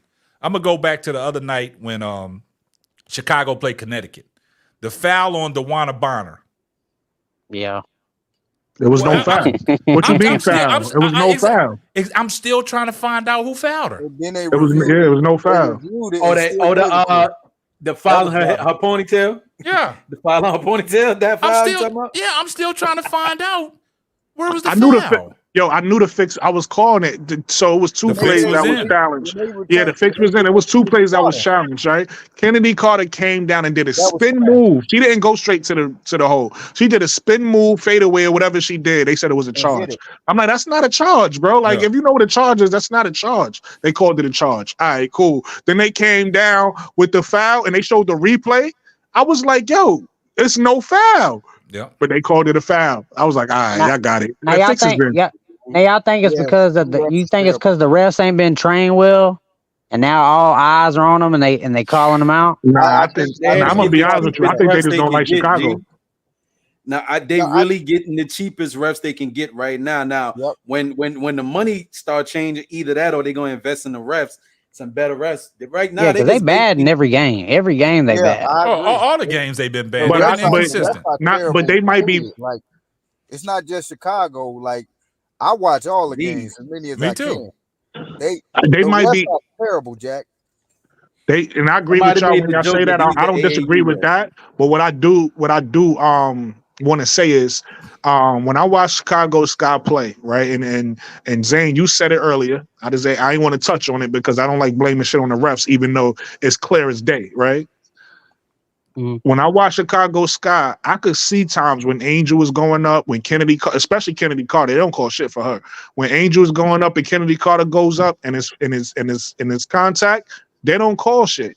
But then on the same play, you could go down and it could be a fingertip. They could barely touch or not touch at all, and that whistle blow. So that's why I know they don't like Chicago. I'm sure it's other teams too. But when you clearly see the contact on one side, I'm talking about it's a clear bump and there's no whistle. And then you can see on the camera they're clearly looking straight at it. Hold on, let me say this real quick, Zay. I'm gonna shut up. My thing is this: if you're gonna call a game tight, just call it tight on both sides. I'm cool with that. Exactly. Be consistent on both sides. Or if you're gonna hold the whistle on both sides. I'm cool with that. But when you calling a game tight on one side and holding the whistle on the other, that's clear as day. Like that's blatant. You holding the whistle, bro. Yeah. Like. You got to keep the game fair on both sides. You can't have a small touch on one side and you blowing the whistle when the other side is clear contact and you're not saying shit. That's crazy. So going back, but what I'm saying is they ain't even missing it. Sometimes they looking straight at it and still not calling it. Not saying nothing. That's crazy. All right, go ahead, Thomas. Thomas has something to say. Go ahead. Go back to Zane's point. What I believe is they never expected the league to be a real league, so therefore. They have these fake old referees, and now because of Angel Reese and Caitlin Clark and Angel Reese, however you want to say it, they basically open Pandora's box. Like you can't go back, you can't put it back, you can't put the toothpaste back in the tube. It's over with. People are scrutinizing. Like it is what it is. People taking this as serious. Even people hate watch. They don't even care. People buy tickets to hate watch. Yeah, that's crazy. That's crazy. I mean, your man said that the other day. He said he watched Angel Reese even though he don't like her. Yeah. And see that's the thing about it, man. And they undercovers, right? And we can seek out them undercovers, but. Hey, what Thomas said, man. What you said? They buy tickets to hate watch. They buy tickets to hate watch, and that's basically like old girl said in the chat. She said the ticket's $400 now. You can't put that back when you start making money. You can't put that back in the box. Yeah, it's over with. Yeah. Oh, what tickets are $400? And I was actually. Oh, you talking the about Chicago tickets are $400? Chicago tickets are $400, Jack, and they sold out. I want to see how many people. I want to see how. I didn't mean to cut you off, Hootie Mac, but I want to see how many people was in attendance today on that Sky Aces game because it was on CBS, man, and that arena looked like it was packed. It was packed. It was fairly packed, If y'all any of y'all watch Keita Talk Sports, so she she Oh live yeah, streams. Keita, yeah, Quita loves And you can sports. kind of see what it looks like in the stadium on her live stream. Yeah. It was fairly packed. It was packed. See, I don't see how they get. My thing is, I don't see how they get away with live streaming them games, man. In the stadium, like that, she said, all she does is she mutes on the TV timeouts when they start playing music, so she don't catch a copyright strike. That's what I'm saying. For all YouTube, intents and purposes, you're not technically using ESPN or any of their footage. You're making your own footage. Man, YouTube is finicky, man. It's a lot of stuff that I would love to present on these live shows, but exactly because I did a live show and all I did was brought up the clip of who was it? It was Skip Bayless. It was on Undisputed before he left. It was Skip Bayless, Keyshawn Johnson, and Paul Pierce and Rachel Nichols when they was talking about the Rookie of the Year. All I did was use I think it was like a 10-second sound bite in the live, right? I thought the live was all good. Then I got an email talking about your live is no longer able to be monetized. I had a copyright. It wasn't a copyright strike. It was a fragment because of the ESPN clip. That in that case, because you're using somebody else's content, yes, that you run the risk. But when like how she's at the game recording on her phone, that's her content now. I know that's her content, except for the music, when the music start playing. That's a contact until they say something about it, because you're not supposed to be recording in the arena. Exactly. So that's a contact until they put their foot down. Yep. They would have to come get you, but as far as like what YouTube would see, right? Because it's completely transformed. It's not somebody else's. How do I best say it? Just like that same clip that he used of ESPN, whatever, right? And it can be content ID'd, right? Me live streaming something from my phone won't catch a content ID because there's no other footage out there like this because I recorded it from my phone, right? But like that the only way, again, like you said, though, it would have to be the league themselves see that, oh, you getting views on this, oh, and you were recording our game, then they come after you for that in that type of sense. But I'm gonna give y'all a prime example. I don't know if I told y'all this, but I'm gonna say this real quick and then I'm gonna leave it alone. But I put together a YouTube short. Y'all remember when Kobe tore his Achilles and he went to the foul line and he finished off his shot and walked off the court? Yeah. So I got some videos and I put them together. Kobe going off the court, walking off the court, versus these other guys doing getting a wheelchair to be taken off, carried off. So I put a video together, right? So when I put the video together, I'd use a Jay-Z song out of my own playlist, right? And I put it on a YouTube short. That thing had over 1 million views, right? I made like probably about $800 off of that one short, right? Why did I probably told y'all this. I woke up in March. They talking about they demonetized my channel. Wow. For that particular. How long was it up? It was up. That thing was running for like 2 to 3 weeks. Oh, okay. And they came because they saw they saw the views that I was getting on that, and then they saw them. They got to pay me my money, and then they took they demonetized my channel. I was on a 90-day suspension from YouTube, man. What reason did they give you? It was because that song, the Jay-Z song. Okay. Yeah, because I didn't use one of the songs that was in the YouTube short creation where you could use, right? But they gave me no warning or nothing. Mm-hmm. And that's why I say a lot of stuff you got to be careful on YouTube when you're doing these videos. And I'll be trying to say, how are these people getting away with putting all these contents on there? Because one of my partners said, one of his partners, he did some Olympic stuff, and the Olympic committee, they took his channel down. Oh yeah, they was blocking all the Olympic stuff. Yeah, they took his channel down. Some people they wouldn't even let you have it up there for a second. Some people slip by because there's not views on it, and then sometimes the content ID, the content ID bot might catch it later. Some people slide by because there's not a lot of views, not a lot of likes on certain stuff. And then there's some people, which the ones that really bug me out, and probably a lot of y'all see them, those channels that be live streaming sports games. Yeah, that's right? what I'm But saying. They just put like the blue box on the shit. Yep. Yeah, I was in one of those yesterday. They do the whole game. But I think game with majority a blue of box on the shit. And I think with 100K views. Yeah, I think 100K majority of the subs. channels that are getting hit with this stuff are the ones that are being monetized and actually, making money off of YouTube. But some of the channels that are not monetized, they don't go after them. They go after the ones that are monetized. If I see a super chat in the dude chat box and he got the game live with the blue box, I'm like, bruh. Bruh. Because you still get your super chat, I believe. They just taking a piece, but in your video, you won't get no ad revenue, but you still you don't get no ad, no revenue. Yeah. You're right about that, man. But it's crazy, man. It's the games that YouTube play, man. But like I said, man, being a content creator, doing this stuff, man, you just got to sometimes know how to finagle it, man. I tell you one thing about YouTube, they ain't consistent at all. Oh, no. Not at all. No.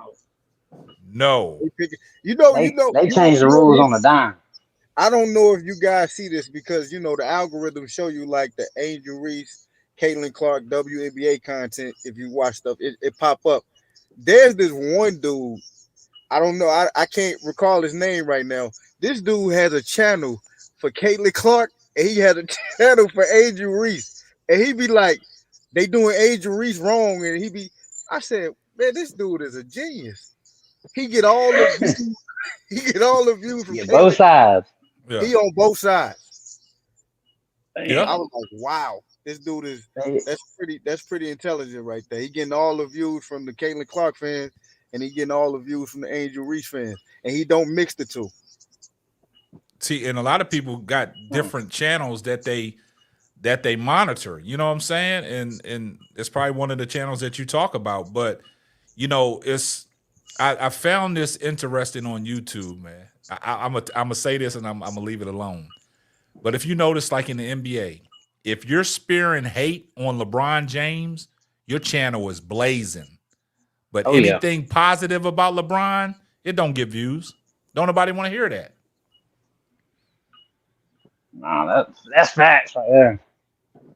Because he's better than everybody. That's what I'm saying. And that's as long as you hating on LeBron, people love coming to your channel. Yeah, but as soon as you make them videos about LeBron being great, don't nobody want to see that. They was doing that during the Olympics too. Yeah. Yeah. Nobody praised the rich people. You know what I'm saying? Like people, they don't side with the king. Yeah. I mean, LeBron been the best player in the league since 2003. That's not even debatable. I like where you're going with this time. It's not even debatable. I liked you for a reason. If you want to talk about him versus Michael Jordan, that's a whole different conversation that I'm not going to have because that's silly. But if you want to talk about who's the greatest player of his draft class, who's the greatest player since 2003, it's LeBron James, hand down. There you go. Nah, I can't go with that, bro. He was the best player probably. I give you maybe 2007, but you can't say 2003 that he was the best player in the league. Like, he wasn't. He was a rookie. He was great, and he was growing into the best player of the league. But in 2003, it was other great players in the league. By 2007, 2008, he became the greatest player in the league. By that time. Yeah, I got it. Yeah, I gotta agree with that. That's fair. That's a fair assessment. But who's been better than LeBron? What year did LeBron take Cleveland to the finals against the Spurs? What year was that? 2006. I was 2007. I know basketball, man. That was 2007. Well, it was 2006. 2006. It was a 2006 Miami beat the Mavs. I understand where you're coming from on that, Brooklyn, but if you want to look at it in terms, they'll say the 2006-2007 season. You know how the NBA but you got to go with the last season, though. I know, but you know how they put it in there like that. You know what I'm saying? Yeah. It was But 2007. That's when he started coming into his own. Yeah. I mean, he got swept. He got swept by Tim Duncan, but it's all good. But the fact that he did what he did, the fact that he did what he did to Detroit, and then made it to the finals, Yeah. that you got to give that man credit. Yeah. That man, Then because remember, Detroit still Detroit was had a Chauncey problem. Billups and Detroit was a Tayshaun problem. Prince. Yeah, Detroit was a And they still problem. had And they had Chauncey Billups. That was in 2009, I think. 2009 is when Kobe won the No, I'm talking about when LeBron beat Detroit. that was 2007. 2007, he went off and had all them points, man, and people still don't give him credit for that, man. But we're gonna leave that LeBron stuff alone. We'll say that for No, I won't day. say people don't give him credit. I think actually it works the other way around. I think people actually, because if you start talking about his losses in the finals, you don't really count the 2007 one. You feel me? Because he was young. I can't tell. I can't tell, Brooklyn. I can't tell. They hold that against him. You gotta give him credit for that. I think most people argue and give him grace. I think you gotta give him grace for the 2007. Because I'm gonna be honest with you. Grace. I'm gonna be honest with you. I'm not on y'all side. I respect LeBron James. Listen, I respect LeBron James, but I'm not on y'all side with this argument. I'm trying to tell you, I'll give him grace with the 2007. Who's your guy? You got to give me a question. Who's my guy for what? You saying greatest of all time? Now, who's your guy that you rocking with? I mean, I rock with. It depends on what you ask me. I rock with LeBron. LeBron is a great player. That you're rocking with? Nah, leave LeBron out. Who's your guy? No. If you're not on our side, you on somebody else's side. So who you rocking with? All right. So if you asking me between him and Jordan, it's Jordan. I'm not asking you between. I'm not asking you between him. No, but you got to give me because I'm not a hater. Brooklyn. No, we're not doing that. What I'm saying is this. I'm not a hater. So I'm not just against LeBron. I didn't say you was a hater. I just said who you rocking with. It depends on the question. Listen, I'm not going to move the goalposts out there so you can get a little small sample size and give a good answer. I don't know what you asked. You want to know who my favorite player is? During the LeBron era. 2003 till now. Yeah. So who you rocking with? To now? Outside of LeBron, outside of Mike, because you already threw Mike in there. Yeah. Who was you rocking with? Okay, I'm gonna move the goalpost a little bit. I can tell you who my favorite player is. If I don't want to hear your favorite player. Okay. Since Thomas brought the argument up, 2003, LeBron was the best. You said 2007. So you want to know who was the best at that time? No, hold up. So we're gonna move it out to 2007 and to current. Outside of what you said and what Thomas said, who is the best player in the NBA? From 2007 to now? Yeah. LeBron. I said that. Okay. Now, since you're not on our side, who you rocking with? When I say I'm not on your side, I'm saying the greatest of all time. So to me, the greatest of all time is Jordan. Okay. I'm not gonna argue with you. We're not gonna argue with that. Now give me your. I don't think LeBron greater than LeBron. Nah, this is what I want to say. The LeBron era, the LeBron era. But this is what I'll ask you, Brooklyn. Yeah. So give me your top four. I'm not gonna say top five. Give me your top four. Top four, what? Greatest of all time? Yeah. My top four greatest of all time players. All right. So obviously number one is Jordan for me. Okay.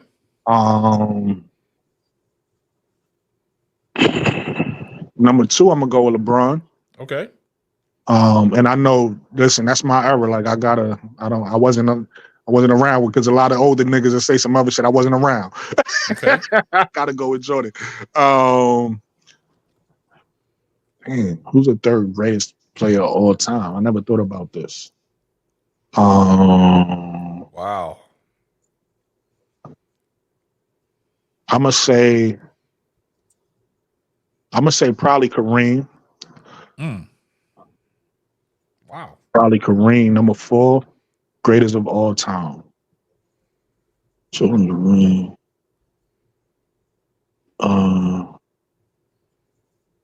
That's difficult. Wow, I'm shocked, Brooklyn. We stumped the Swami. Well, not because I never thought about this. I gotta put thought into it. I ain't gonna lie to you. I'm going back before. I guess I gotta say, damn. Do I want to say this name? I'm gonna say Magic. I'm gonna say Jordan, LeBron, Kareem, then Magic. Okay, that's respectable. Now, Thomas, you're a very intelligent guy. Yeah, I've heard your arguments, man. I've heard you on these other channels. I done heard you debating. Give me your top. We ain't even gonna go top five. Give me your top four. You got to call it a Mount Rushmore if we're going top four, though. That's Mount Rushmore. Jordan number 1, of course. Okay. LeBron number 2. Okay. Now I'm gonna flip it up a little bit because I'm players that I actually seen. I gotta put Tim Duncan and Kobe in there. Okay. I'm Now, sorry. okay. You saying you got to put them in there, but I need your specific order. Oh, it's gonna be Jordan, LeBron, Kobe, Tim. Okay. Now, the question I got to the panel in the chat. A lot of guys would like to think that Kobe was the next best thing to Mike, right? Implemented everything that Jordan did, right? Took his swag, took his persona, took the moves and everything. So when I listen to some people's top 4, top 5, even top 3, a lot of people don't have Kobe around, but a lot of people will swear that Kobe is better than LeBron. Some people say Kobe better than Jordan. I don't understand. Yeah. That's what I'm saying. Yeah, no. So, but then when you talking to certain people and you have these conversations and you ask them their top 4, top 5, a lot of people don't have Kobe in their top 5. But then they say that Kobe was the next best thing to Mike. But then they say Kobe's better than LeBron. But when you ask these people about their top 5, why they don't have Kobe in there? It's more political. It's political. They see that Kobe carried the league for after Shaq, him and Shaq split. Kobe was different. I mean, like I seen Kobe play. Like Kobe, he ain't no Michael Jordan. I'm not gonna go that far. That's crazy. He ain't better than LeBron neither. Kobe, but he got that mindset. He a dog. Like, come on, man. Like Kobe was different. I understand he was different from what I'm saying and what you're saying. I understand that you got him in your top, your top 4. Yeah. But a lot of people will make the argument and try to find Kobe to get him up in the top 5. But then you got people out there saying that, oh, Kobe's better than Mike. He implemented everything Mike did. Kobe's better than LeBron. But when you have these discussions and you ask people just random, because that's not the topic of conversation, and you say, who's your top 5? A lot of people got Kobe missing. I don't understand it. Well, they trying to discredit LeBron because LeBron is a mixture of skill and God-given talent. And that's what I wanted to hear. Thank you, Thomas. LeBron is a specimen of basketball. See, I led y'all into that one. I led you into the water and y'all drank it. Listen, you ain't doing it. You said the right, not to cut you off, Tom. You said the right thing, but you gotta. I mean, I can only speak for myself. I'm not talking about you though. I'm not talking about you, Brooklyn. No, I know what you, because I've seen that same argument. I know exactly what you're talking about. But what I'm saying is, I'm just, and this a little pat on the back for myself. I'm just saying how honest I am, because outside of Jordan, none of them other players I mentioned is my favorite player. Like, obviously Jordan was my favorite player growing up, but after he retired, my 2 favorite players are Tracy McGrady and Allen Iverson. And you see, I ain't throw them in the list. Yeah, Allen Iverson, get what I'm saying? Hey, Tracy McGrady was different. When you and they not on my list. Was my favorite player growing up. Neither one of them. I put Kobe on the list before I put both of them, only because of the longevity and everything. But my favorite player is Tracy McGrady and Allen Iverson. And they not on my list. My top 3 favorite players in this order are Mike, Allen Iverson, and LeBron James. That's my top 3, and that's my order. Yeah, Allen Iverson was different. But all right, we got Mo 3 joining us, man. What's up, Mo 3? Mo 3, what up, Brody? You there, Mo 3? Chilling. What's up, man? Yeah. I'm chilling. Can you hear us? Yeah, he just low. He said chilling. He said he chilling. He just mad with his mic. You know what I mean? He too cool. You know when you too cool to really talk into the mic? How about now? You're a little staticky. Go ahead and say something. You might have to drop it and come back, man. Yeah, you sound like R3PO. Yeah. CB30. Yeah. But now, go ahead and finish what you were saying, Thomas. Yeah. If it wasn't for Allen Iverson, 2K wouldn't be what it is today. They literally built that franchise off that. Yeah, off his name. That's a fact. Yeah. Like that's what even brought me into 2K. Like even playing that Allen Iverson, See, growing up, when you actually grew up seeing players like Tracy McGrady, he just couldn't. Tracy McGrady and Kobe was like neck Now and you neck. break your mic done caught the same virus that Yeah. that Mo3 mic had. Yeah. What You about gotta now? get. What about now? Yeah, we You got you, sound Thomas. better. You Yeah. Oh good. no, what I was gonna say is Tracy McGrady and Kobe Bryant was neck and neck at one time. That's a fact. And I then mean, when I Tracy McGrady don't got say this injured, because I don't be want to argue with people, but again, we start talking about that era from to me. I don't care if nobody disagree, but to me, from 2000 probably to about 2003 ish, Tracy was better than Kobe. I don't care what nobody say. yeah, I Oh, agree with Tracy put in work, and Kobe before Kobe passed away, man. Rest in peace to the late great Kobe Bryant, man. He shares his birthday on my anniversary, but you know he said, man, hey, Tracy McGrady was hell. T Mac was hell. Yeah, Tracy McGrady is he's a victim of injury. Yeah. Like that derailed his career, but he not like I don't even think Tracy McGrady is a Hall of Famer, if I'm being honest. Nah, you bugging. I think, bro, like We Tracy can argue it. Tracy McGrady, his career has been more that's like saying Penny Hardaway. Penny No, it's Hardaway. not. Don't compare my man to Penny. We can argue it if you want. We can talk about it. Here's the thing. Here's the thing.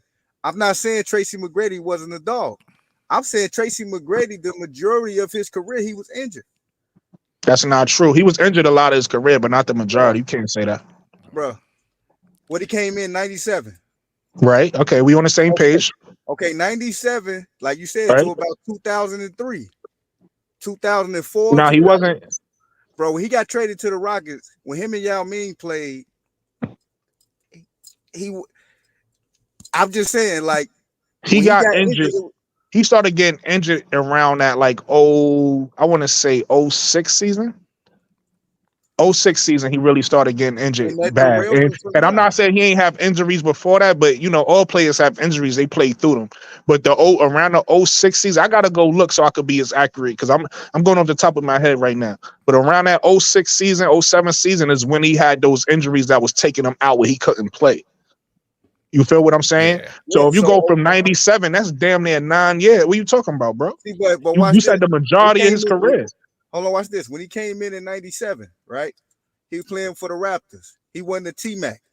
When he went to Orlando, he became T-Mac. That's not true. So hold on, let me correct you right there. So when he first came in 97, he had a coach that wasn't playing him. So he really wasn't doing nothing until he got the next coach. That next coach, I believe, came, I'm not sure if it was the same year or the next year. He started to show what he could do in Toronto. Now, obviously, when he went to Orlando, he showed it even more because Grant Hill wasn't there, so he had more opportunity. But he was showing what he could do in Toronto. He ain't just go to Orlando and become T-Mac. That's debatable. Like yeah, we can talk about that. Because listen, you gotta realize. I'm gonna tell you why I'm saying that. You gotta realize he was playing with his cousin, right? Vince Carter, who was the star. Vince Carter came in his rookie year and became a star, right? Yep. Mm-hmm. So he was playing Robin to Batman in Toronto. So he wasn't having monster numbers in Toronto, but he was block everything that you see. Who's playing like this? I don't know who plays like this, but he was blocking shots at the rim. Like as a shooting guard, he was playing like this, like blocking shots at the rim, like doing all the hustle plays and scoring. They was a 1-2 punch in Toronto. No, T-Mac is a dog. I'm not taking nothing away from him. Yeah, now I'm just saying he didn't turn in. He turned into T-Mac. He turned into T-Mac as far as like the all-star and the big numbers when he went to Orlando. But what I'm saying is he was showing flat. It ain't like he wasn't showing flashes of that. He was showing flashes of that in Toronto. What my man K-Sap say, that's inconsistency. so we gotta keep. Nah, that wasn't inconsistency. That's because that would have been if Grant Hill never got hurt, he would have never even shown that in Orlando, bro. He wasn't coming to Orlando to be the number one player. I say this: him playing behind Vince Carter was rightfully so. Vince Carter was that. Vince Carter. He was the dude. Come on. I mean, listen, I don't want to hate on Vince. And I agree with y'all because I love Vince Carter. But if he was really that dude and Tracy wasn't, when Tracy went to Orlando, he wouldn't have been giving him buckets. What are you talking about? Tracy didn't develop until Vince Carter got out the way. Oh, come on, dog. Y'all about to strike a No, nerve. it's not hating. It's not hating. No, that's not hate. That's facts, man. That's Y'all about to strike a that ain't really nerve. true. Even Vince Carter would tell you, like he was the reason why Toronto got him, Yeah. because he was telling everybody that T-Mac is better than him. Yep. He was saying that coming out of Vince Carter's mouth. He was saying, But yo, as soon as Carter got out the way, that's when we saw the development of Yeah, T-Mac. It went from Tracy McGrady to T-Mac. Yeah, but who fault is that? If I'm on a team with, We're not saying that's a fault. This is respectfully when I say this, right? If I'm on a team with KSAP and KSAP is the go-to player, I'm not gonna play my role. I'm gonna step on KSAP's toes. No. He played his role, but what we're that's saying, what I'm saying. No, but what we're saying, when they was in Toronto, Bible Boy said, he grew up in Toronto. Vince Carter was God, right? Yeah, so when that's rightfully so. But listen, the only reason why Tracy McGrady got there is because Vince Carter went to management and said, hey, we got to get my cousin. We got to get him, right? No, it was the other way around. Tracy went to management and said, we got to get Carter. Tracy was there first. No. Vince Carter Tracy was there first. Nah, what are you talking about? What are you? Come on, hey, go Brooklyn, look it up. Carter go was look it up. there Y'all talk first. about my favorite player. Tracy was there first. Tracy went to management and said, we got to get my cousin Carter. I don't remember it that Go way. look it up. Man, you gotta remember it's facts. Somebody gonna have to pull up the stats on that. What year? This is gonna solve it all. What year was Tracy drafted? Tracy McGrady came in after Vince Carter. Vince Carter came in the 96 draft class. No, he didn't. Vince Carter came in the 98 draft class. That's my favorite player. Remember that. Vince Carter came in, Tracy McGrady came in 97. In 96 was AI. In 96 was Kobe. In 96 was Stephon Marbury. In 97 was Tracy. In 98 was Kobe. I mean, was Vince. Excuse me.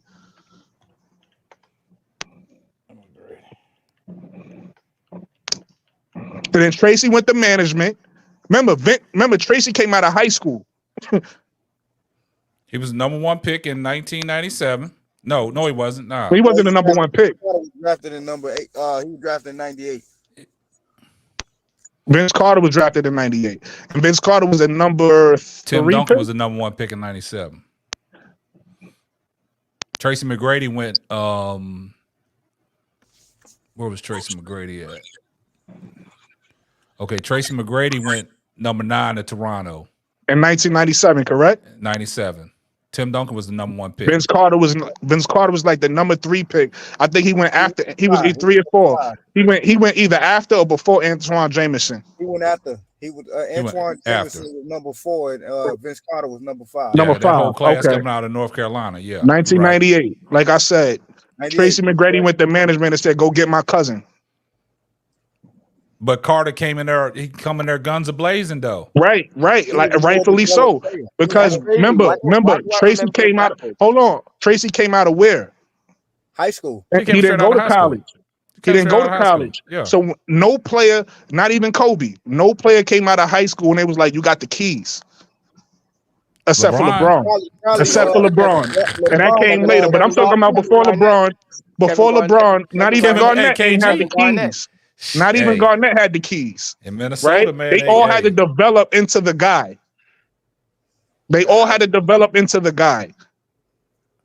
So what happened with Tracy was he came out of high school, so they didn't really. Toronto though. His coach wasn't playing him. No, he wasn't. I agree with you there.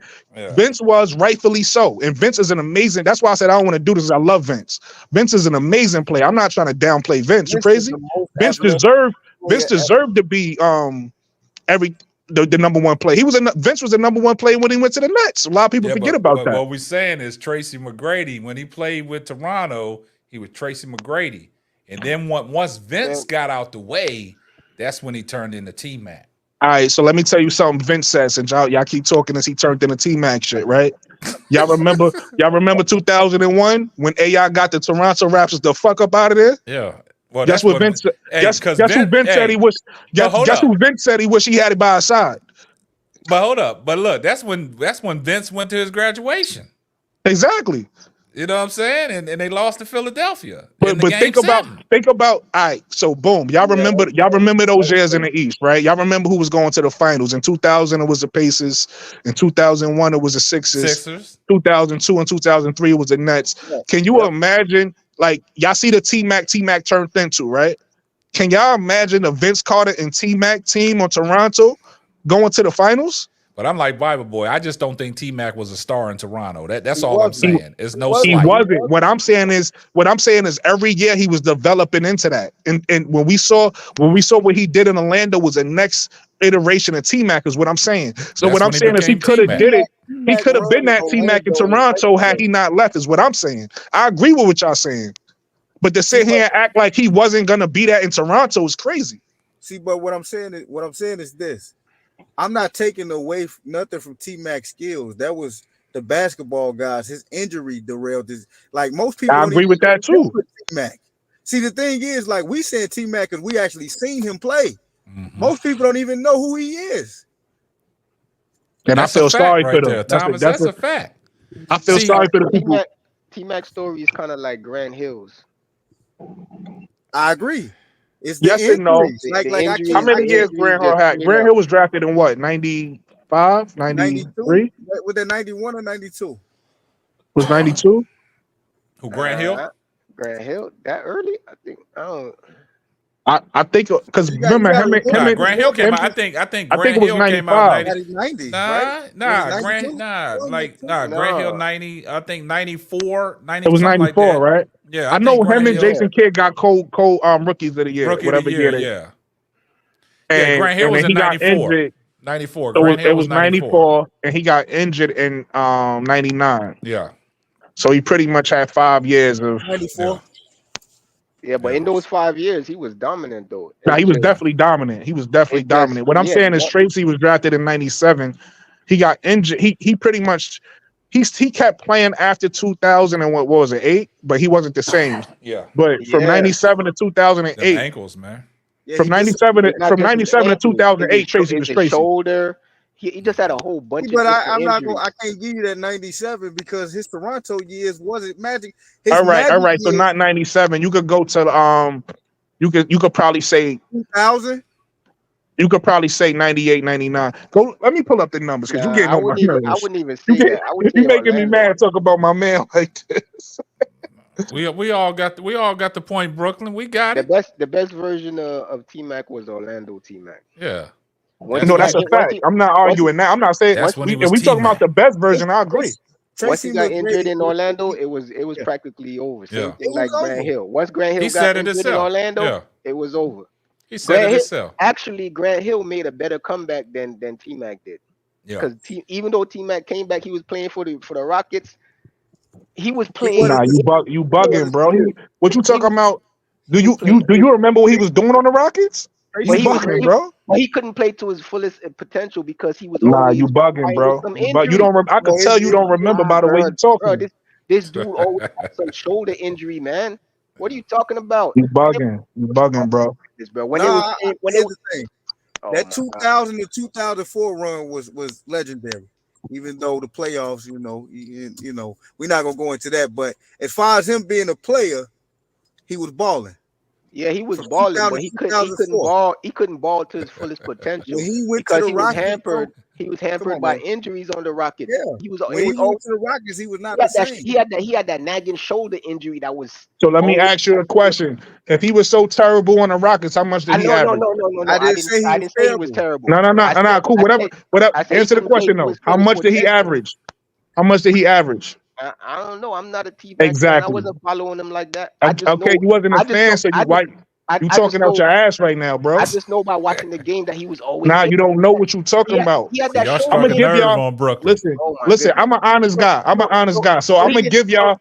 I don't agree, but I'm gonna give y'all what y'all saying about Toronto. Because his last year in Toronto, he averaged 15 points, right?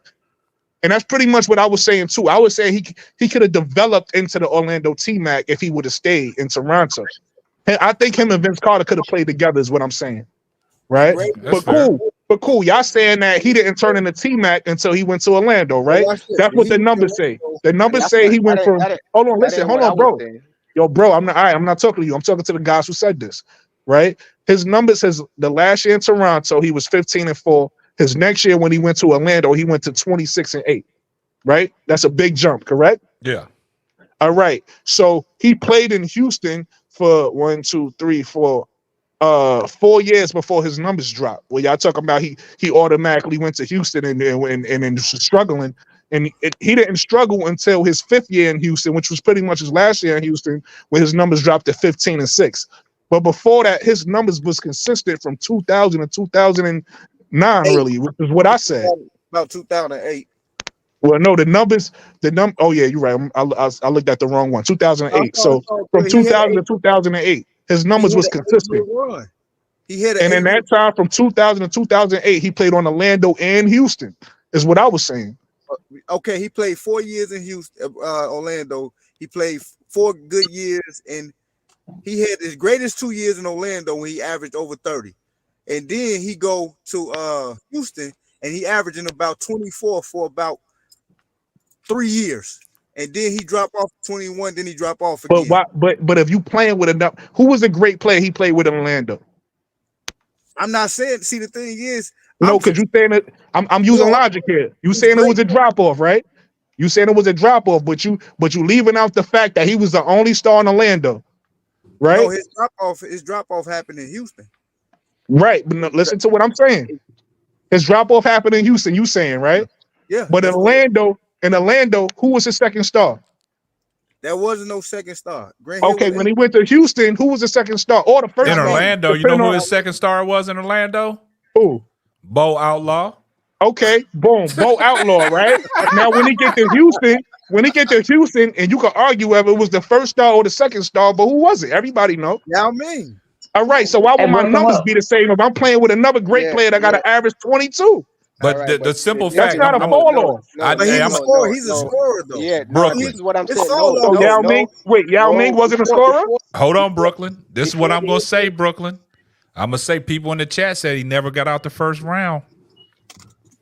Yeah, but that's not. Hey, what year was it when the Magic had like 1 win? Tracy McGrady was a great player. I'm talking about. I'm saying I don't think we wasn't talking about whether he got out the first round or not. They was acting like he went to Houston and fell off. I said he didn't. I said when he went to Houston, he didn't say nothing about playoff. When he went to Houston, he was playing with another great player. The chat saying. The chat saying he never got out of the first round of the playoffs. That's a sample top fact. He never got. I'm not arguing that he never did. And if that's a knock, of some people against his greatness, cool. To me, it's not, because I'm going off the talent. Against LeBron. He lost the finals. There you go. Thank you, Thomas. Thank you. Yeah, but it's different. I'm confused. Wait, you said it's a knock? I'm confused on what y'all saying. What's the knock against LeBron? Going to the finals and losing. They said that's the knock on LeBron. No, what you said. All right, so let me tell you why. Hold on, let me tell you why y'all can't compare the two. Oh boy. No, we're not comparing it. They just said that's the knock. No, it's not. I'm gonna tell you why you can't use it as a knock, right? A knock on who? With Tracy McGrady. We didn't say that. We didn't say that about Tracy. We talking about the knock on LeBron. I know you didn't. Y'all saying that y'all was saying the first round thing gotta be a knock against Tracy because the getting out of the whatever is a knock against LeBron, right? No, that's the reason why I was brought up. Knock on LeBron about the finals. All right, so why was that brought up against the first round thing? I'm confused then. Because Thomas made the point. That's what the chat is saying. I don't know if you can see the chat. So what you? Now I'm not even looking at the chat, but what I'm saying is you can't compare that to Tracy. It's two different arguments. No, it's not. It's all a playoff. What you said was this. I'm gonna tell you why when you finish. It's two different arguments, bro. I got you. What you said was if that's a knock against his greatness, then it is what it is. And what I'm saying is the same way they knock LeBron for not closing the deal, they're knocking Tracy McGrady for not leaving the first round. He didn't even get a chance to not close the deal ever. All right, so now can I respond to that? Go ahead. The reason why I'm saying you can't compare the two arguments is because the only reason why people bring that up against LeBron is when y'all start comparing him against Jordan and saying the greatest of all time shit. Nobody compares Tracy to Jordan. If y'all comparing Chasey to Jordan, then yeah, you can use that as an argument. We just talking about an individual player's greatness. Okay, that's valid. That's valid. That's what I was saying the whole time. Y'all sitting here telling me about an argument that's used to compare against Jordan. Because we trying to give you some of the examples of what the chat's saying, right? Trying to keep it in context. Okay, I'm glad you brought that up, right? Because you say it's the fact that they using this logic when they comparing LeBron to Jordan, right? I want the panel's honest opinion. I just want y'all's honest opinion. LeBron is 4-6 in the finals, right? Right? Yeah, I think so. I think I ain't do the math yet. Oh, he 4-6. Yeah, he 4-6. He 4-6. Okay, now keep this in context. What is Mike? Mike's 6-0, right? Yep. Oh, that's a fact. I did that math. Okay. Now I want to ask y'all a question. I want to see. I want to see the logic on how y'all respond. This is just. I just want y'all to give me a better team that Mike faced in the finals versus the teams that LeBron has faced in the finals.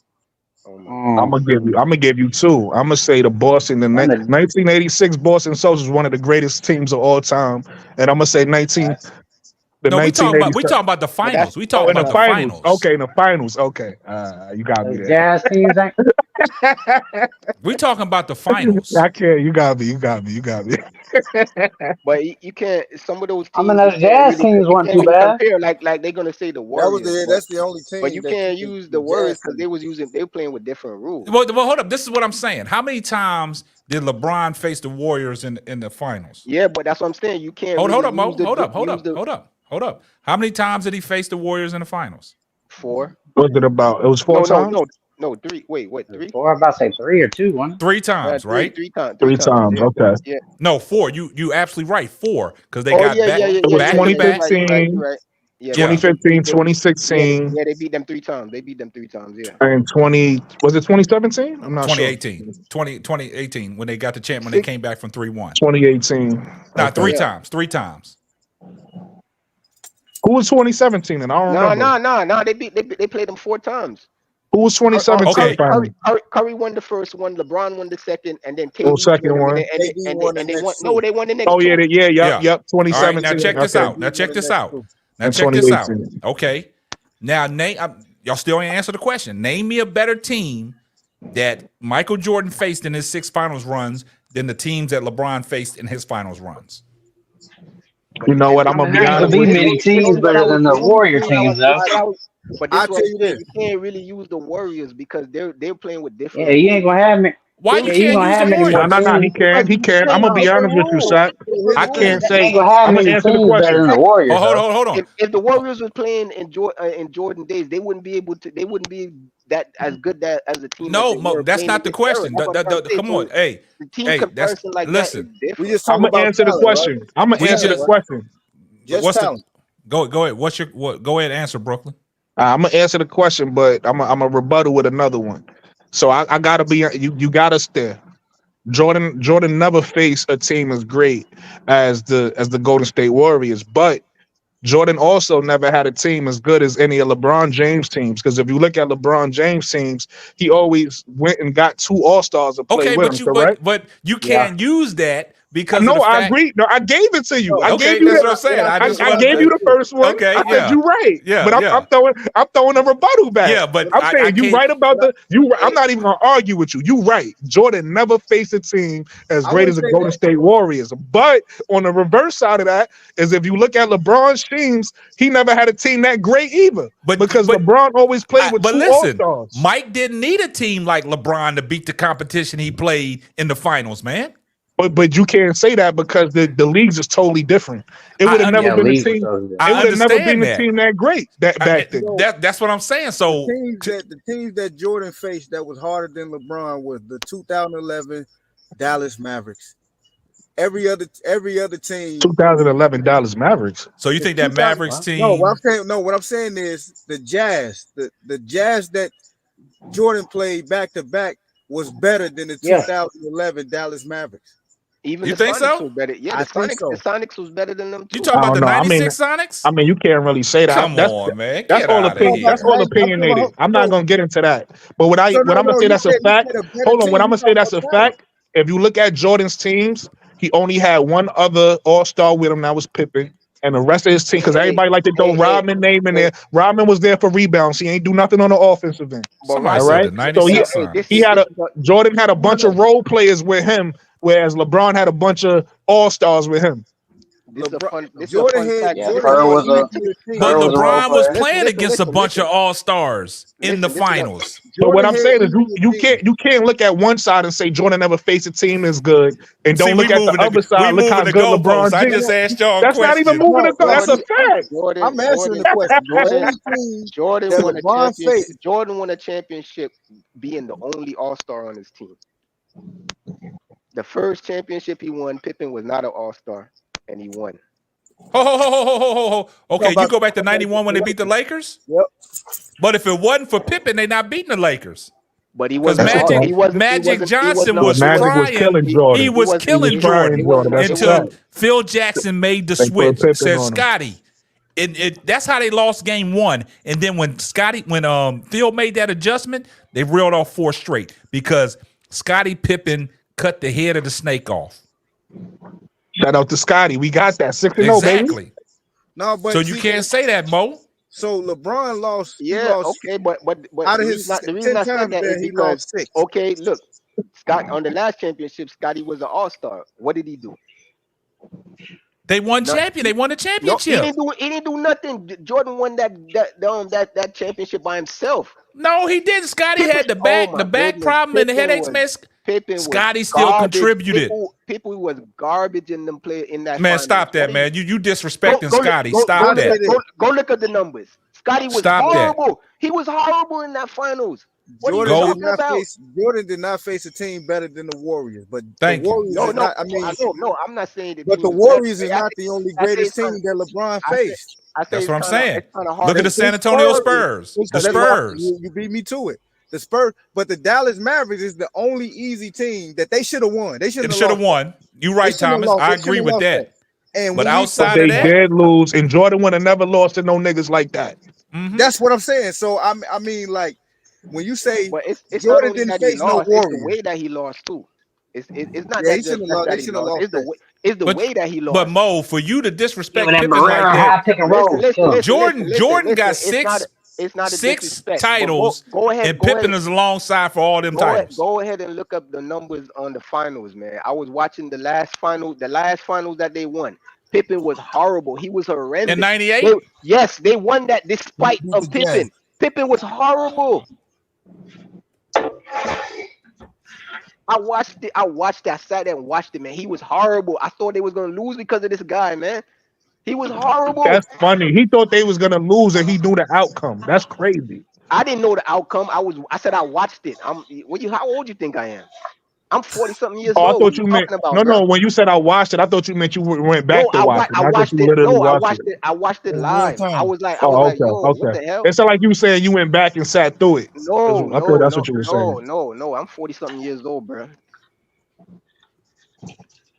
Thomas, the only one that got a real logic now was the Mavericks. The only team that LeBron faced that they should have flat out won was the Mavericks. Cause they beat the Thunder. Who else they beat? They beat the Thunder. And that Thunder squad was stacked. Yeah, but the Thunder had the biggest choke artist. They had the biggest choke artist in the NBA. Who was the choke artist? James Harden, biggest choke artist. James Harden. Say that. I knew it. He did. Look, he was the 6th man of the year. What did he do in the finals? So hold on. Back to you, Mo. So when you tell me somebody averaged 17.7 points a game, 7 rebounds, and 5 assists in the 98 finals, that's trash? What? He averaged 17?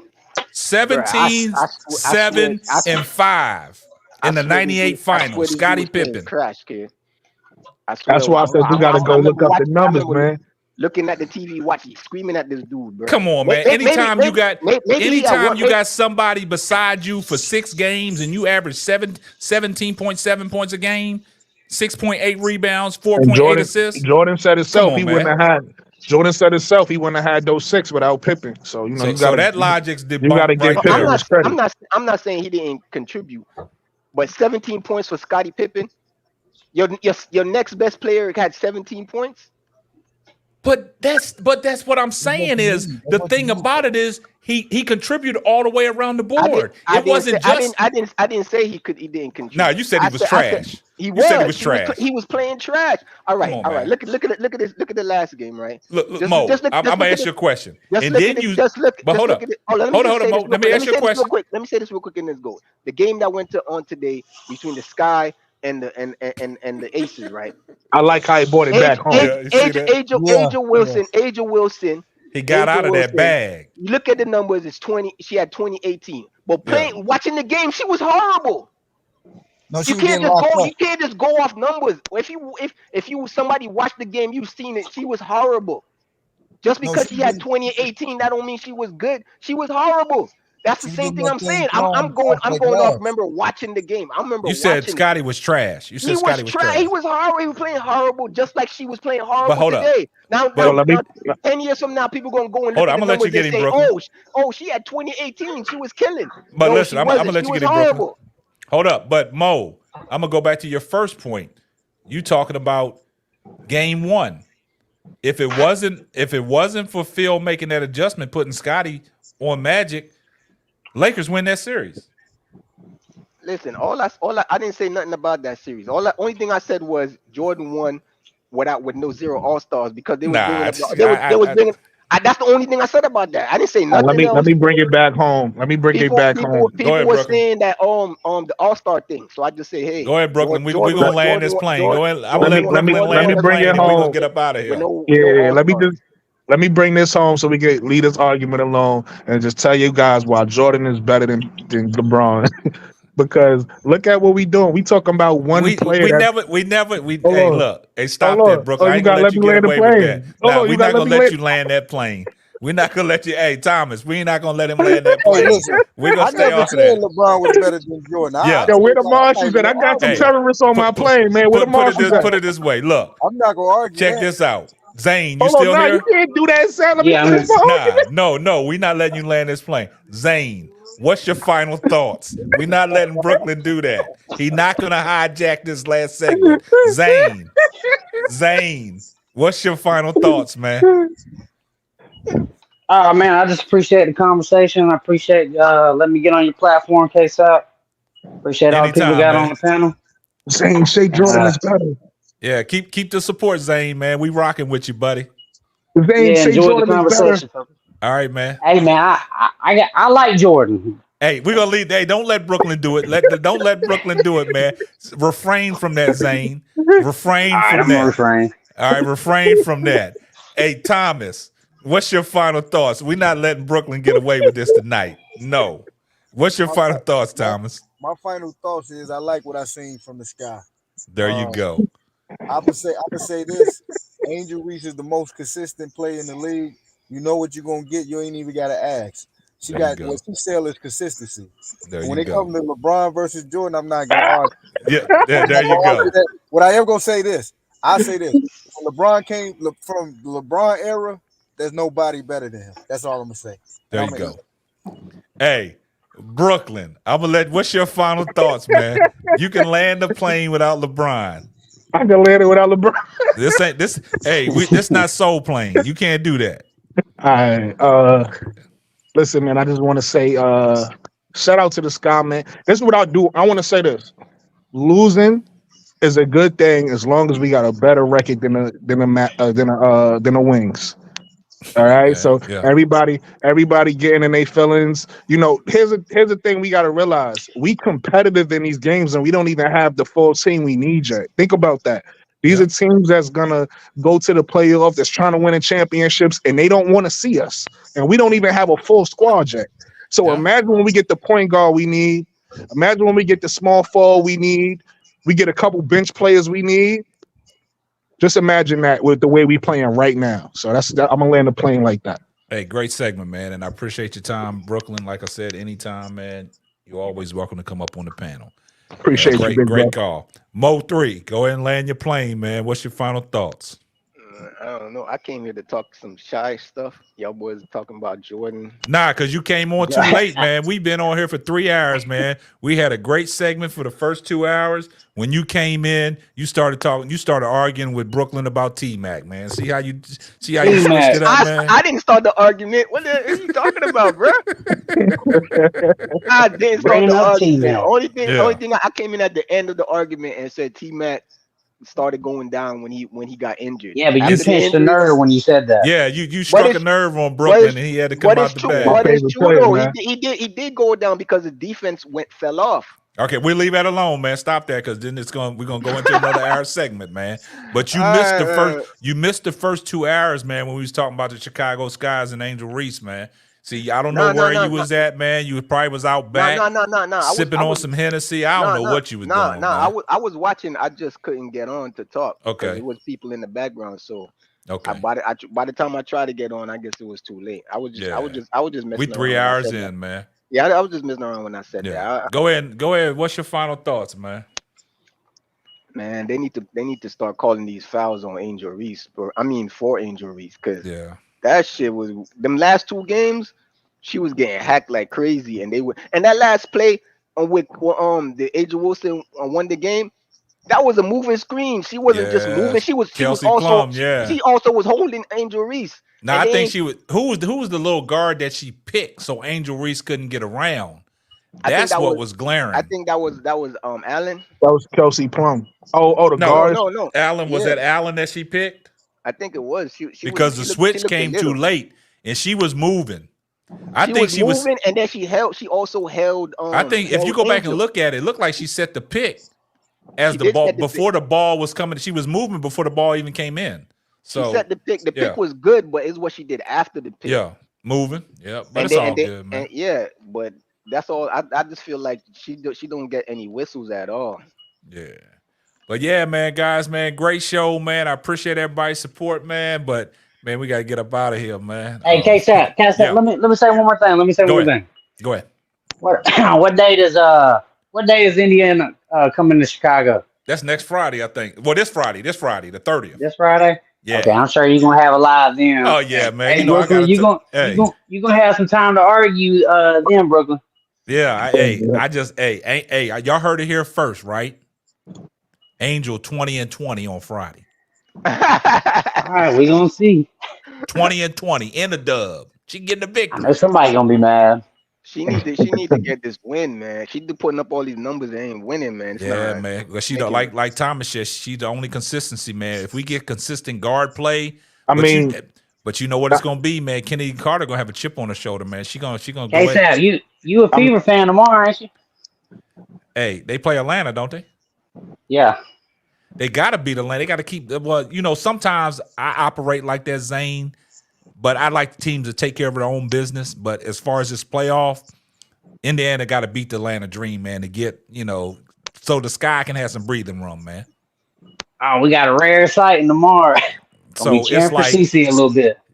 I mean, I have nothing against CC. I know. I'm just messing with you. It's the fact that when it comes down to this, I know, but I want to see Chicago in the playoffs, man. I just want to see it, man. It'd be great for basketball. It'd be good for WNBA.